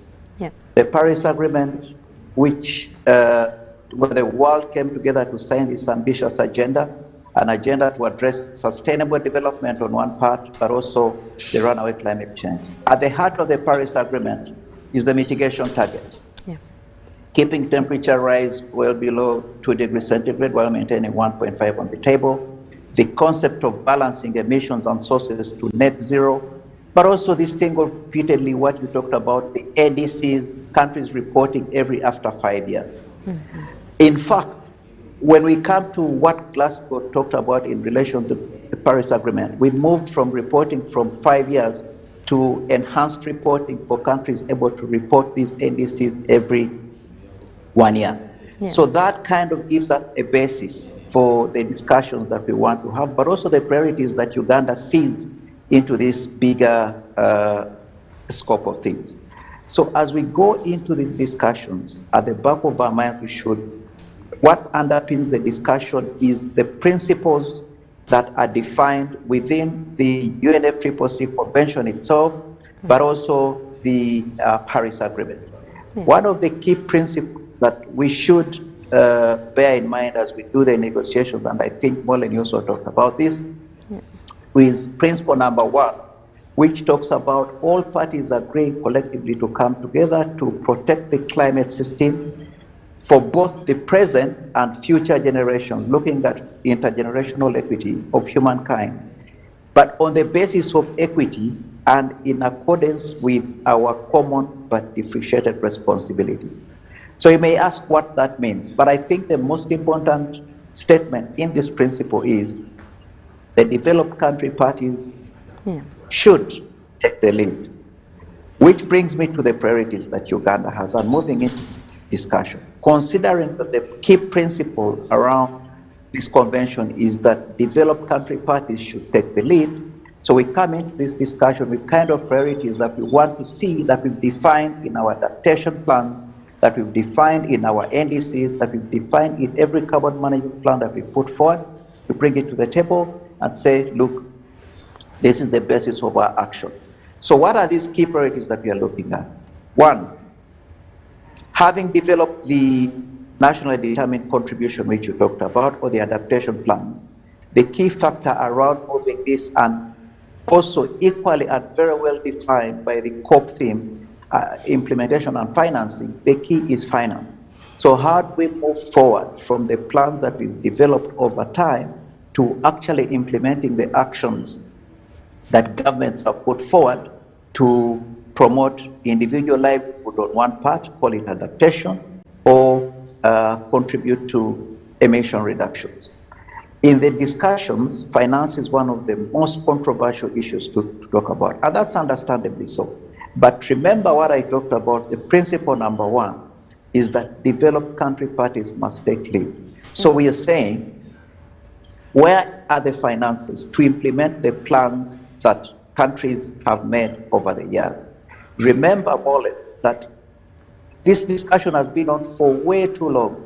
In 2009, during the COP15 in Copenhagen, developed country parties pledged to contribute 100 billion between 2009 and 2020. 2020 came to a close, the 100 billion is nowhere to be seen. Yeah. For this particular, the discussion has been around how do we ensure that we realize not only the 100 billion as had been agreed to so many years ago, but also discuss issues around the doubling of this climate finance, because every country that has submitted an adaptation plan or a carbon management plan or the NDCs by extension has also submitted its financing implication that corresponds with the implementation of those activities. So we are trying to move the discussion away from just merely the 100 billion flow that was defined so many years ago, to increase this so that it kind of matches the ambition that governments have put forward in either their adaptation plans or their national determined contributions and any other policies and strategies that governments have come across. Now, Doctor. Definitely, all the issues are not concluded yet, and there are quite many. So I'm just only talking about finance. But I think the key point for viewers to understand here is that not all issues have been able to be concluded, because we have been discussing for the past 1 week, and we are entering into a phase which is called the ministerial phase, where we transition all the negotiation text as has been discussed in the past 1 week.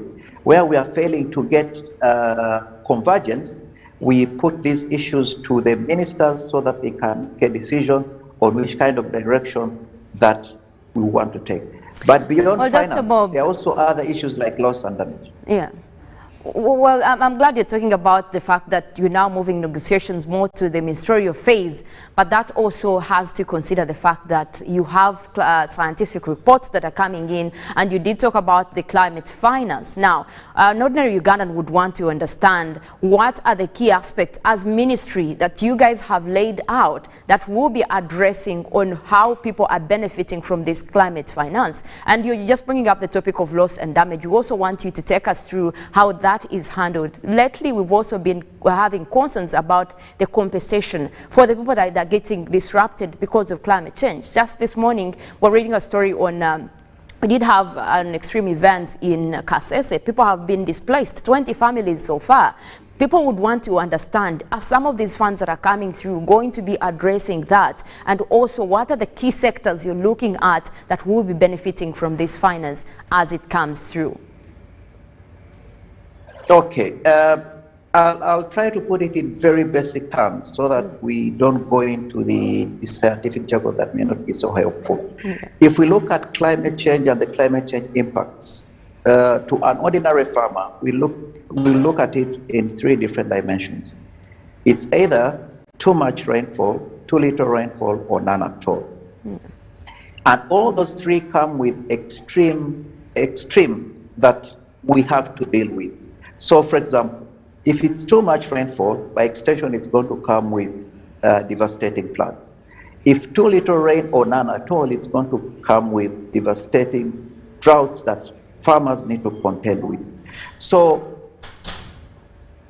in some kind of nutshell, we're trying to say, how then do we address these extremes? You've just correctly said the impacts that we've faced with, and this actually puts a spotlight on the discussion of loss and damage. Except in the climate negotiations, loss and damage is still as controversial as climate financing discussions are. And the many reasons that developed country parties are putting forward is that they don't want to have a discussion of anything that pushes them towards compensation. So for now, the discussion is not yet clear on how these things are going to turn out.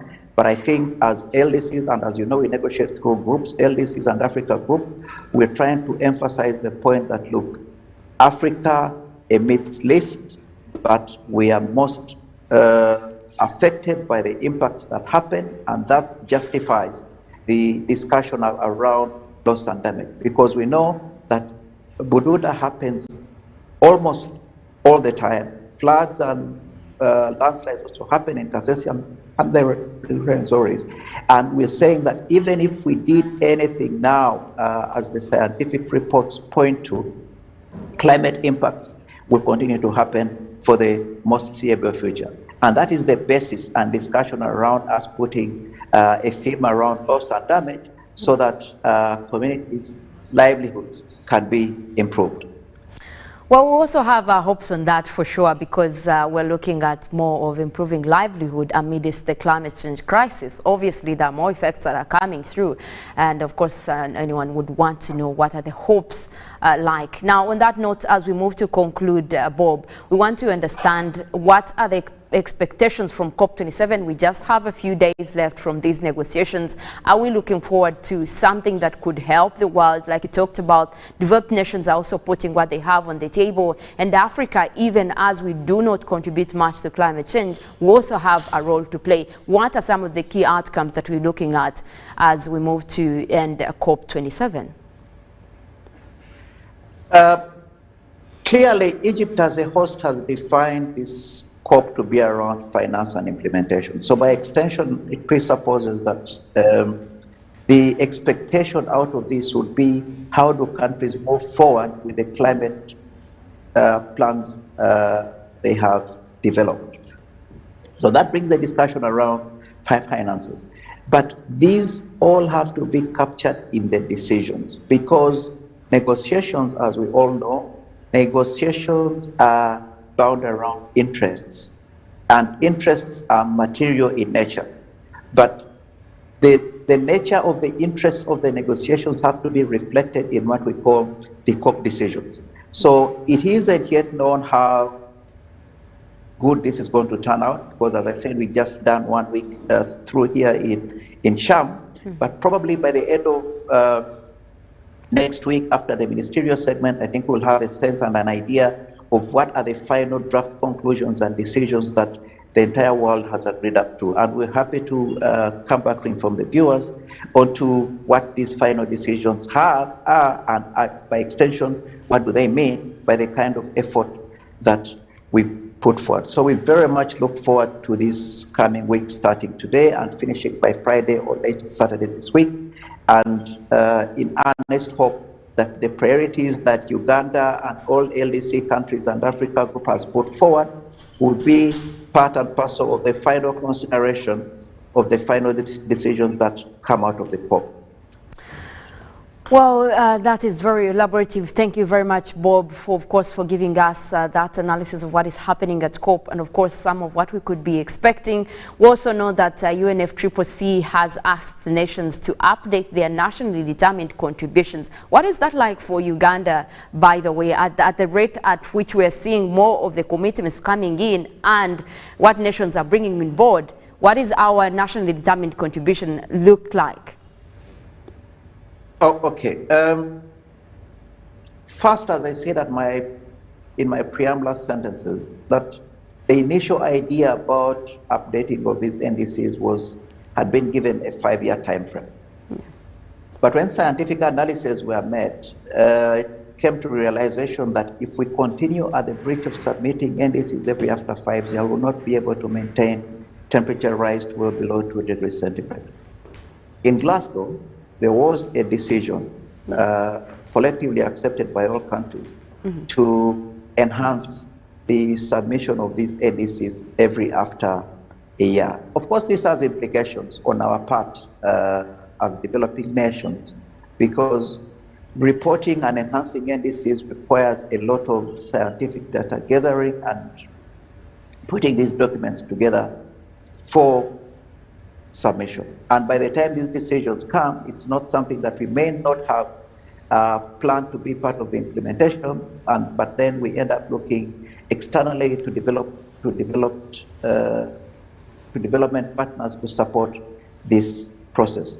But for us, what this essentially means is that we have to double our effort. And I think it's the thinking behind this collective idea of saying that we should submit NDCs every after 5 years.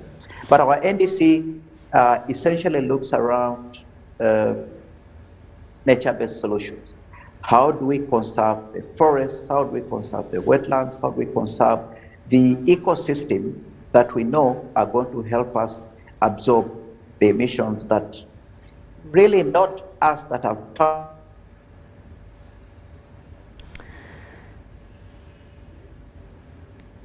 Well, Dr. Bob right there giving us what is happening, especially with our nationally determined contribution when it comes to conserving the environment.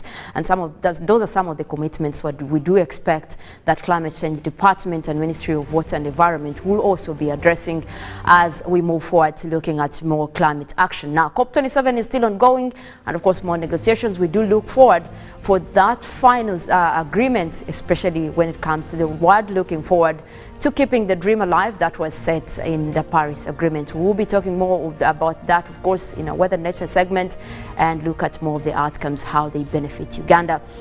Well, that is it for this morning. I want to wish you a good day. My name is Mollen, Kenyena.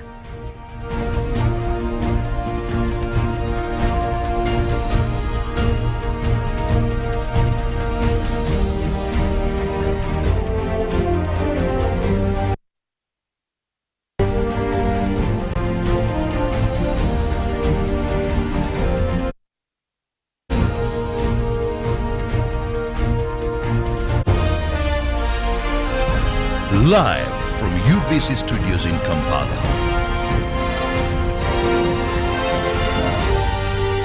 This is Good Morning Uganda. Pick of the day on UBC.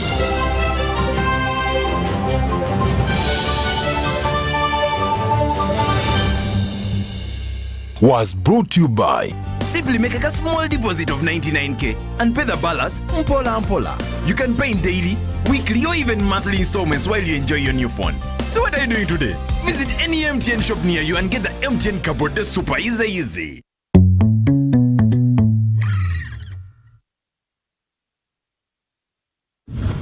We bring you a fresh, well-researched program to help you identify opportunities for investment, job creation, growing your entrepreneurial skills, wealth creation and social transformation. We have a product that is ready for schools, supermarkets. Create wealth, transform livelihoods. Every week we showcase opportunities for creating new products and services. I now harvest a lot of cocoa. And the right mindset to grow your business. Create wealth, transform livelihoods.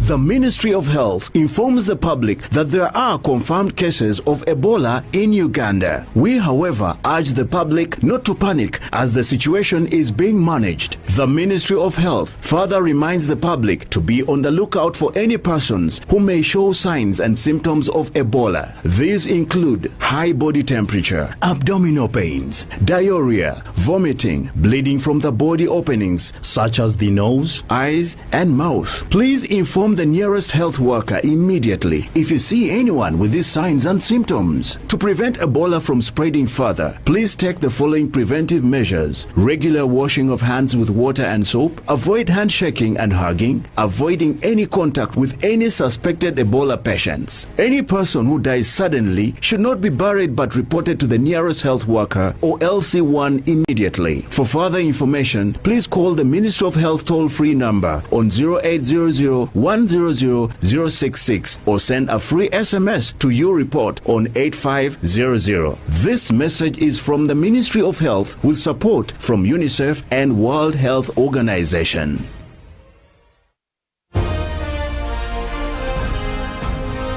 Live from Now Avenue in UBC Studios. This is Good Morning Uganda.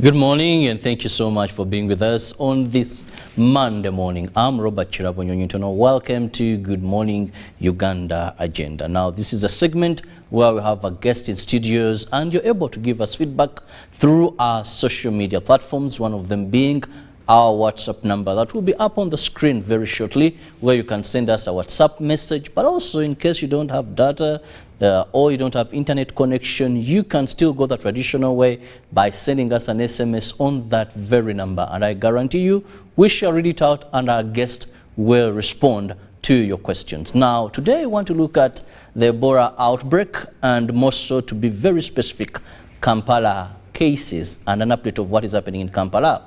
You must remember it was on the 20th when it was declared of September that this lovely country, we had an outbreak of Ebola. It was confirmed that is in the district of Mubende. Then later we had Kasanda and others followed. So people were like, good is not in Kampala where we are highly congested, but sooner or later it surfaced in Kampala. And as we speak, we've lost a number of people, but also we've had many recover as well, and some escapees who choose to move on despite being potential people to spread the disease, but also very vulnerable for death because they may not know what their situation is like in case they later turn up to be positive. Who will forget the person who died in Chirudu Hospital, and also who will forget this man who traveled all the way to Luwero to consult the native doctors. But joining me on set to discuss this is Dr. Sarah Zarwango, who happens to be the Deputy Director, that is Medical Services, KCCA, that is Kampala Capital City Authority. Doctor, I'm happy to be having you this morning. Thank you very much.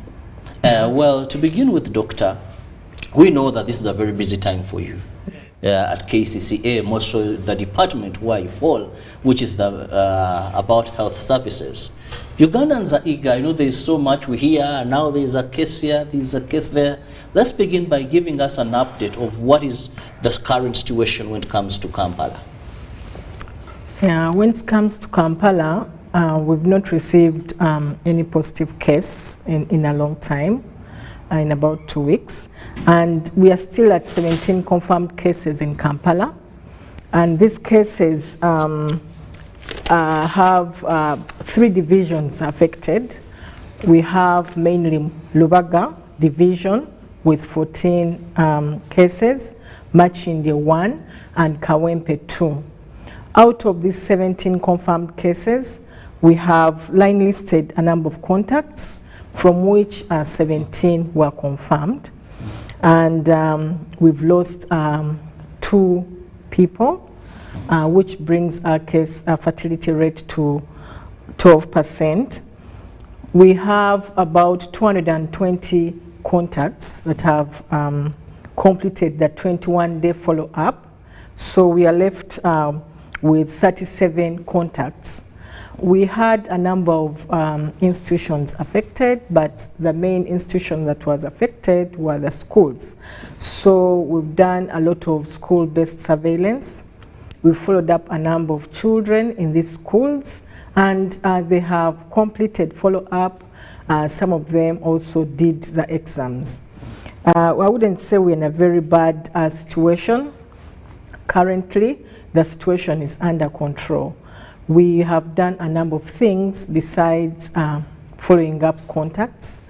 We have our EMS call center where alerts keep coming in from various institutions, from various areas, and we respond appropriately where, depending on the situation. And so far, on a daily, we have an average of about 30 alerts that are Ebola specific, and we have ambulances already ready to respond after verification.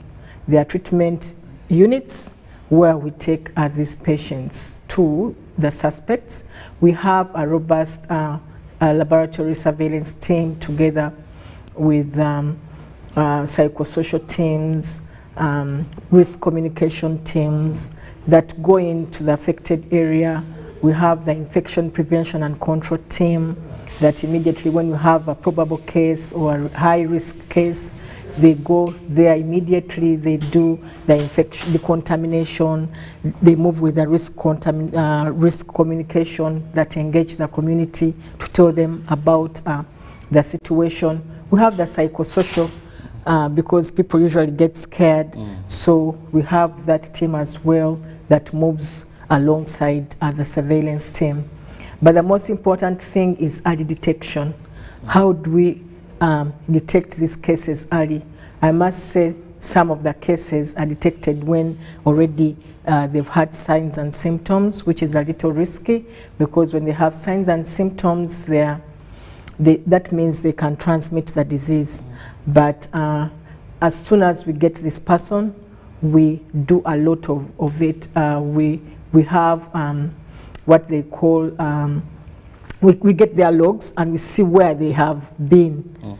You know, using GPS, because of late many people are using phones, so you can easily track where this person has, so that at least you add it to your investigations that we do, because we do a thorough investigation to know where has this person been in the last so many days, so that it can help you line list. An investigation doesn't happen almost immediately.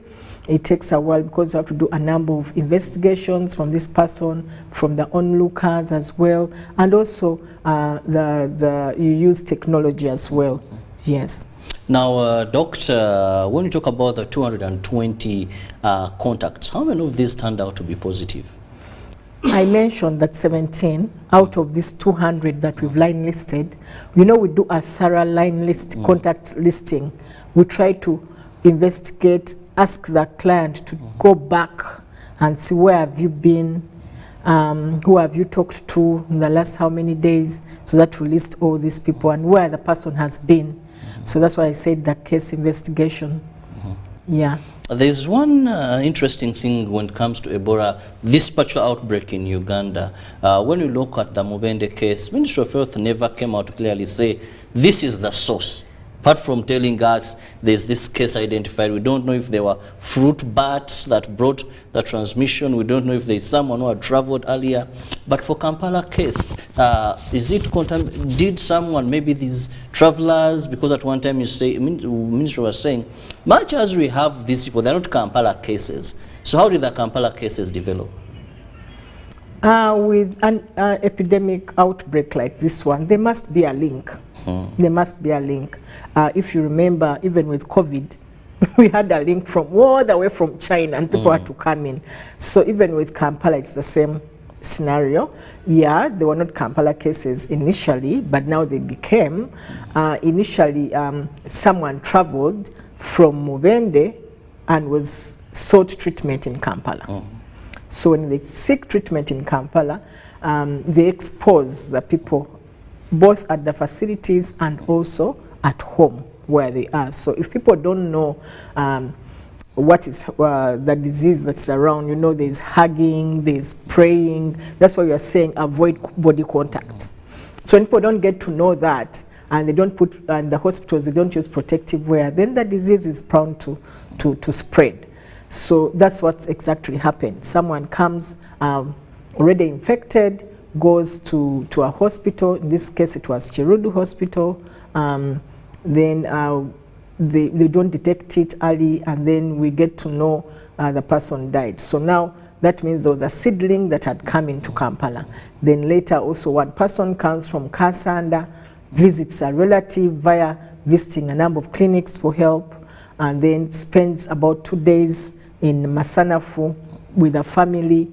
And while there, we don't know what could have happened. I think there wasn't enough hand washing with water and soap. There was a lot of body hugging, and so the spread came in, and that's the family, the cluster where we had about 8 people that were positive. Now let's move to one of the biggest concern of many people is the situation in Kampala today. From the statistics you've given us is the congestion. We know this is the hub where many people come during day. You look at places like Chikubo, the old park, the new park. We have places of entertainment and all that. As KCCA, what measures are you putting in place to ensure that we do not have more of these cases, given the vulnerability of how life is in Kampala? Yeah, given the vulnerability of how life is in Kampala, we are doing a lot. We have engaged a number of people. We've engaged a number of institutions. Look at all those crowded areas, the hubs, schools. We are doing a lot of risk communication, telling people how this happens, The high-risk groups, like the taxi drivers, the boda riders, we let them know how the disease is spread and how to avoid the disease. We are telling them to institute the SOPs, the standard operating procedures for prevention, like hand washing, use of temperature monitoring, especially in schools, but to be specific, avoiding body contact, tonsembirira. That tonsembirira, hand washing, and if people have the behavior rules that you've talked about, they must have SOPs, they must have that in mind, and they must have a message before, during the concerts. They must tell people how we have this outbreak and how it can be prevented. The good thing, it's a contact disease. Contact disease meaning that you have to have contact with the body fluids, get into your opening of the body. So in between this, if you are in contact, wash your hands, sanitize, so that at least you wash it away, you interrupt the transmission. Avoid touching your hands, your mouth, your nose. So at least there you can easily prevent vis-a-vis a disease where you have no control over. But this one you have control. So the responsibility begins with us. Even though you are in a crowded area and you can wash your hands and you can avoid touching your mouth, you can avoid touching your eyes, if we can get into a culture of washing our hands regularly, we are telling people wash your hands regularly, at least every 2 hours, then there you are in control of this disease. And also in control of so many other diseases. There are other many contact diseases. So my appeal to everyone is to be responsible. The responsibility starts with us. Whether you're in a crowded area, whether you're using a boda, you know we have money. Also money transmits this disease because it's for fluids. So when you touch in the fluids and also touch your eyes and mouth, you are bound to get the disease. But the responsibility begins with us. Well, viewers, just to remind you that you can use that number on your screen to send us a WhatsApp message or an SMS regarding that is Ebola control in Kampala. Some are saying we're scared if things continue the way they are. Maybe even they fear that the best could be a lockdown, but good that doctors told us for a period of about 2 weeks we've not had any new cases, and of course those that contracted, there is good recovery results coming in there. So please send us a text message or a WhatsApp message on that very number on your screen, which is 0709 that is 60 25 92, 0709 60 25 92, and I'll be reading out the message, and Dr. Zarango will be giving you the right answers to the question that could be lingering or disturbing your mind when it comes to factors or issues of Ebola. Now, Doctor, let's look at one of the things is quick response. And I'm glad you've said there's a number where people can give in their alerts. But let's look at your preparedness as KCCA. In case there is a message you've received, do you have enough manpower? Do we also have in place maybe the burial teams? I've seen in, remember in the early days in Mubende, where people said, now people have died, we can't bury them, we are stranded. And most of our Kampala cases, many are not buried within Kampala. So it requires also this team to be able to move to wherever their villages are. How are you coordinating early and timely response?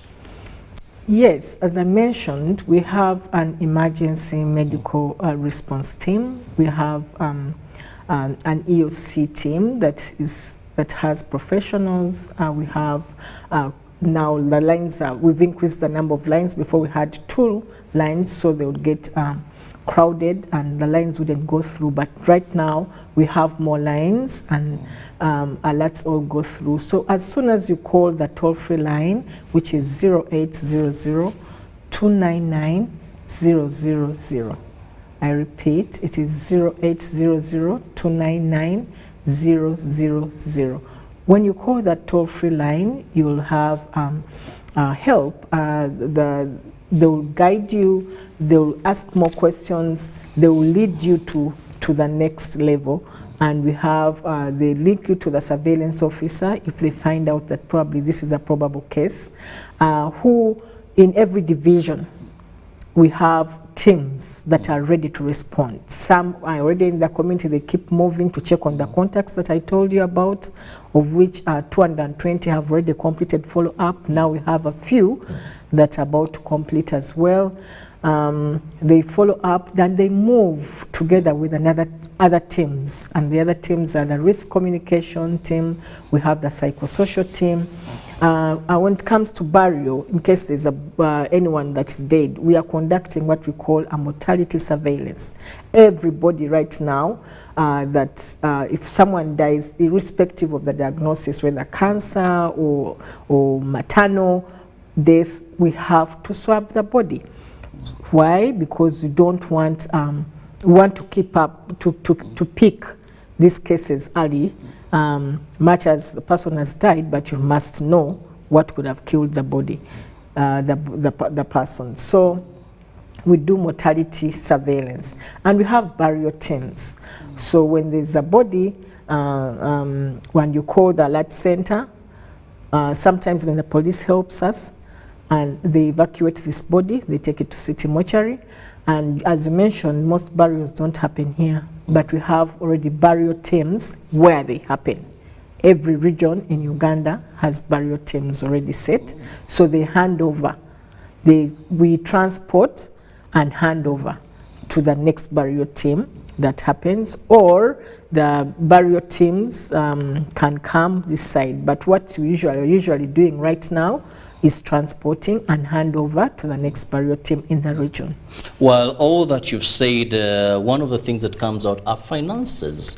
Recently we saw the Honorable Minister in charge of that is Health, Dr. Jane Ruth Acheng, talk about the need for money. As an authority, how are you handling this? Because if you're going to have people go in communities, the village health teams and others, this may require a bottle of water or two. Do you have a specific budget? Are you working within your means? What is the financial situation? Well, finances will never be enough, and also the other resources can't be enough. We have limited HR regarding the response. Likewise, the finances are not enough, but we are working within our means, the limited resources, and also we have partners that we are working with. We have a number of partners that have joined us in this response. These include WHO, World Health Organization, we have Infectious Disease Institute, we have a CDC, we have UNDP, we have Baylor. All the partners, we usually work with partners in Kampala, and because of this partnership, I don't know, the partnership really helps us in delivering health services. So we are in partnership with a number of partners that are helping us to respond to this response. Now, Doctor, we know Ugandans, we usually want to react after we've seen the gravity of the problem. If you remember, during COVID-19, it is the second wave that we saw people panic. From first when they didn't even know what COVID was, but after understanding what COVID is, how it's transmitted, they kind of relaxed. Now, when it comes to Ebola, when I move downtown, Doctor, in most of the places I see life as normal. And as the body in charge of this, I know for you, you're doing the medical bit of it, but also you advise other departments. What are you doing to step up really people's preparedness in fighting this?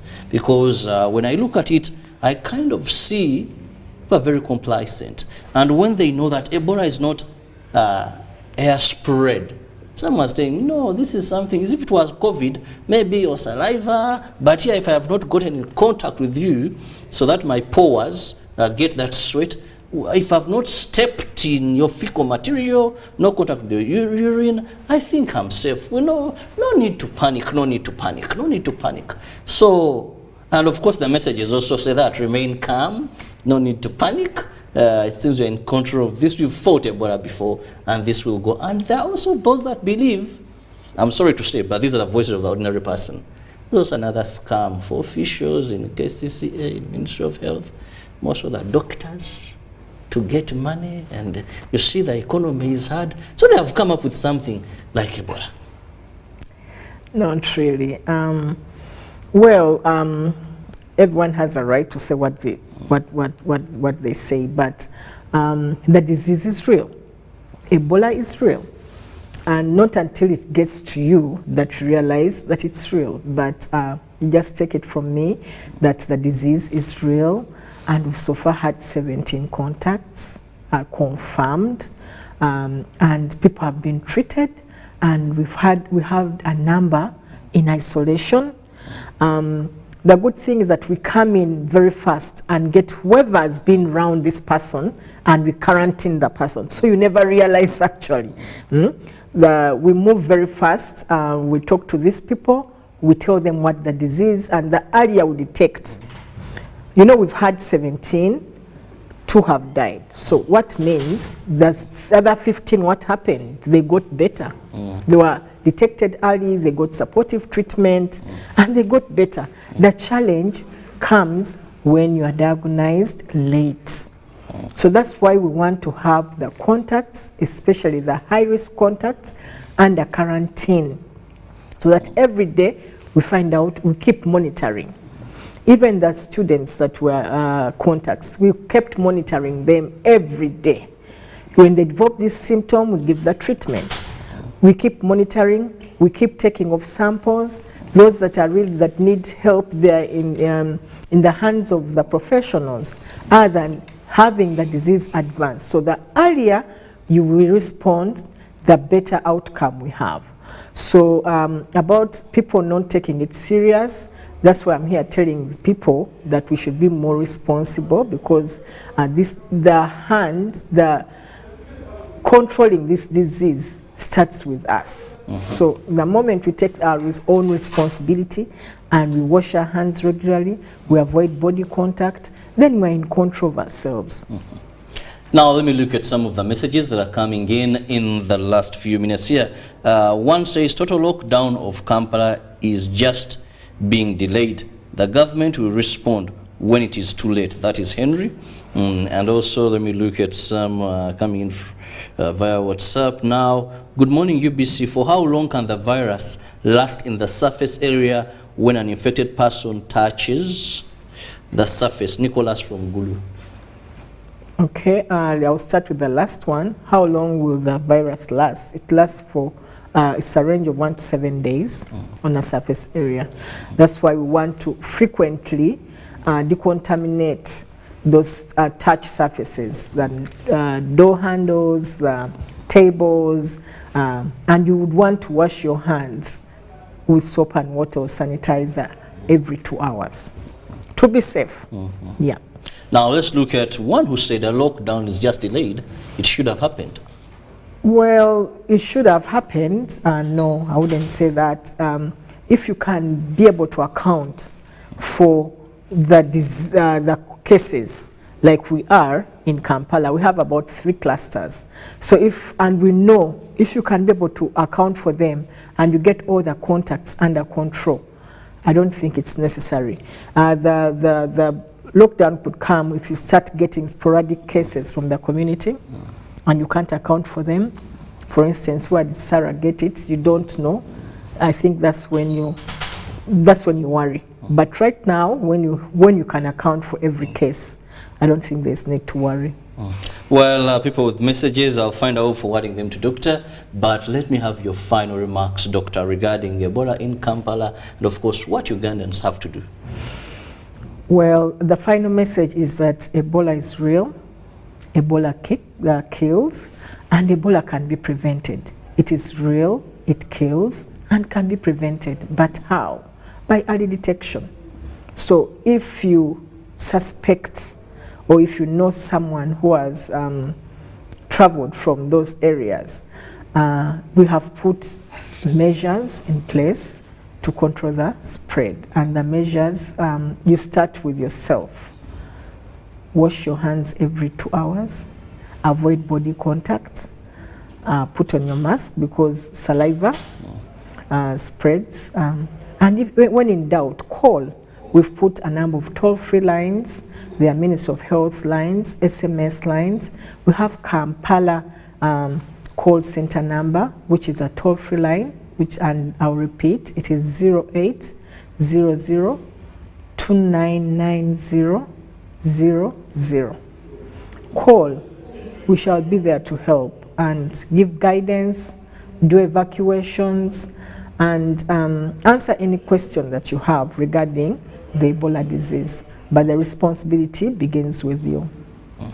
Well, I want to thank you so much, Dr. Sarah Zarango, who happens to be the Deputy, that is Director, Health Services or Medical Services Cases. Thank you for your time. And of course, thank you for doing a tremendous work as far as the spread of the disease is concerned. I have a very interesting message here.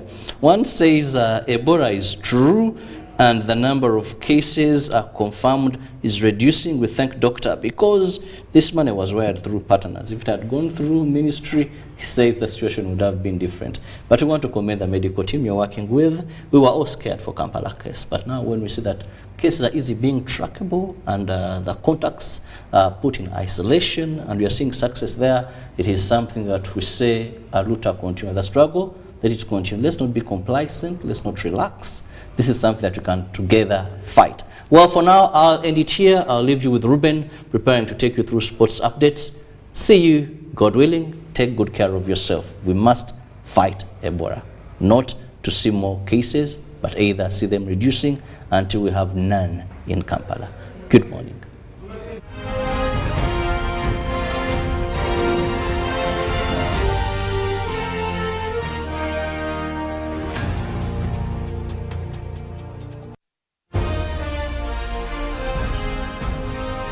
Live from Now Avenue in UBC Studios.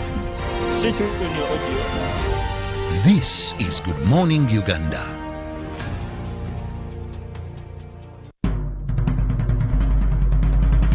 The Ministry of Health informs the public that there are confirmed cases of Ebola in Uganda. We, however, urge the public not to panic as the situation is being managed. The Ministry of Health further reminds the public to be on the lookout for any persons who may show signs and symptoms of Ebola. These include high body temperature, abdominal pains, diarrhea, vomiting, bleeding from the body openings such as the nose, eyes, and mouth. Please inform the nearest health worker immediately if you see anyone with these signs and symptoms.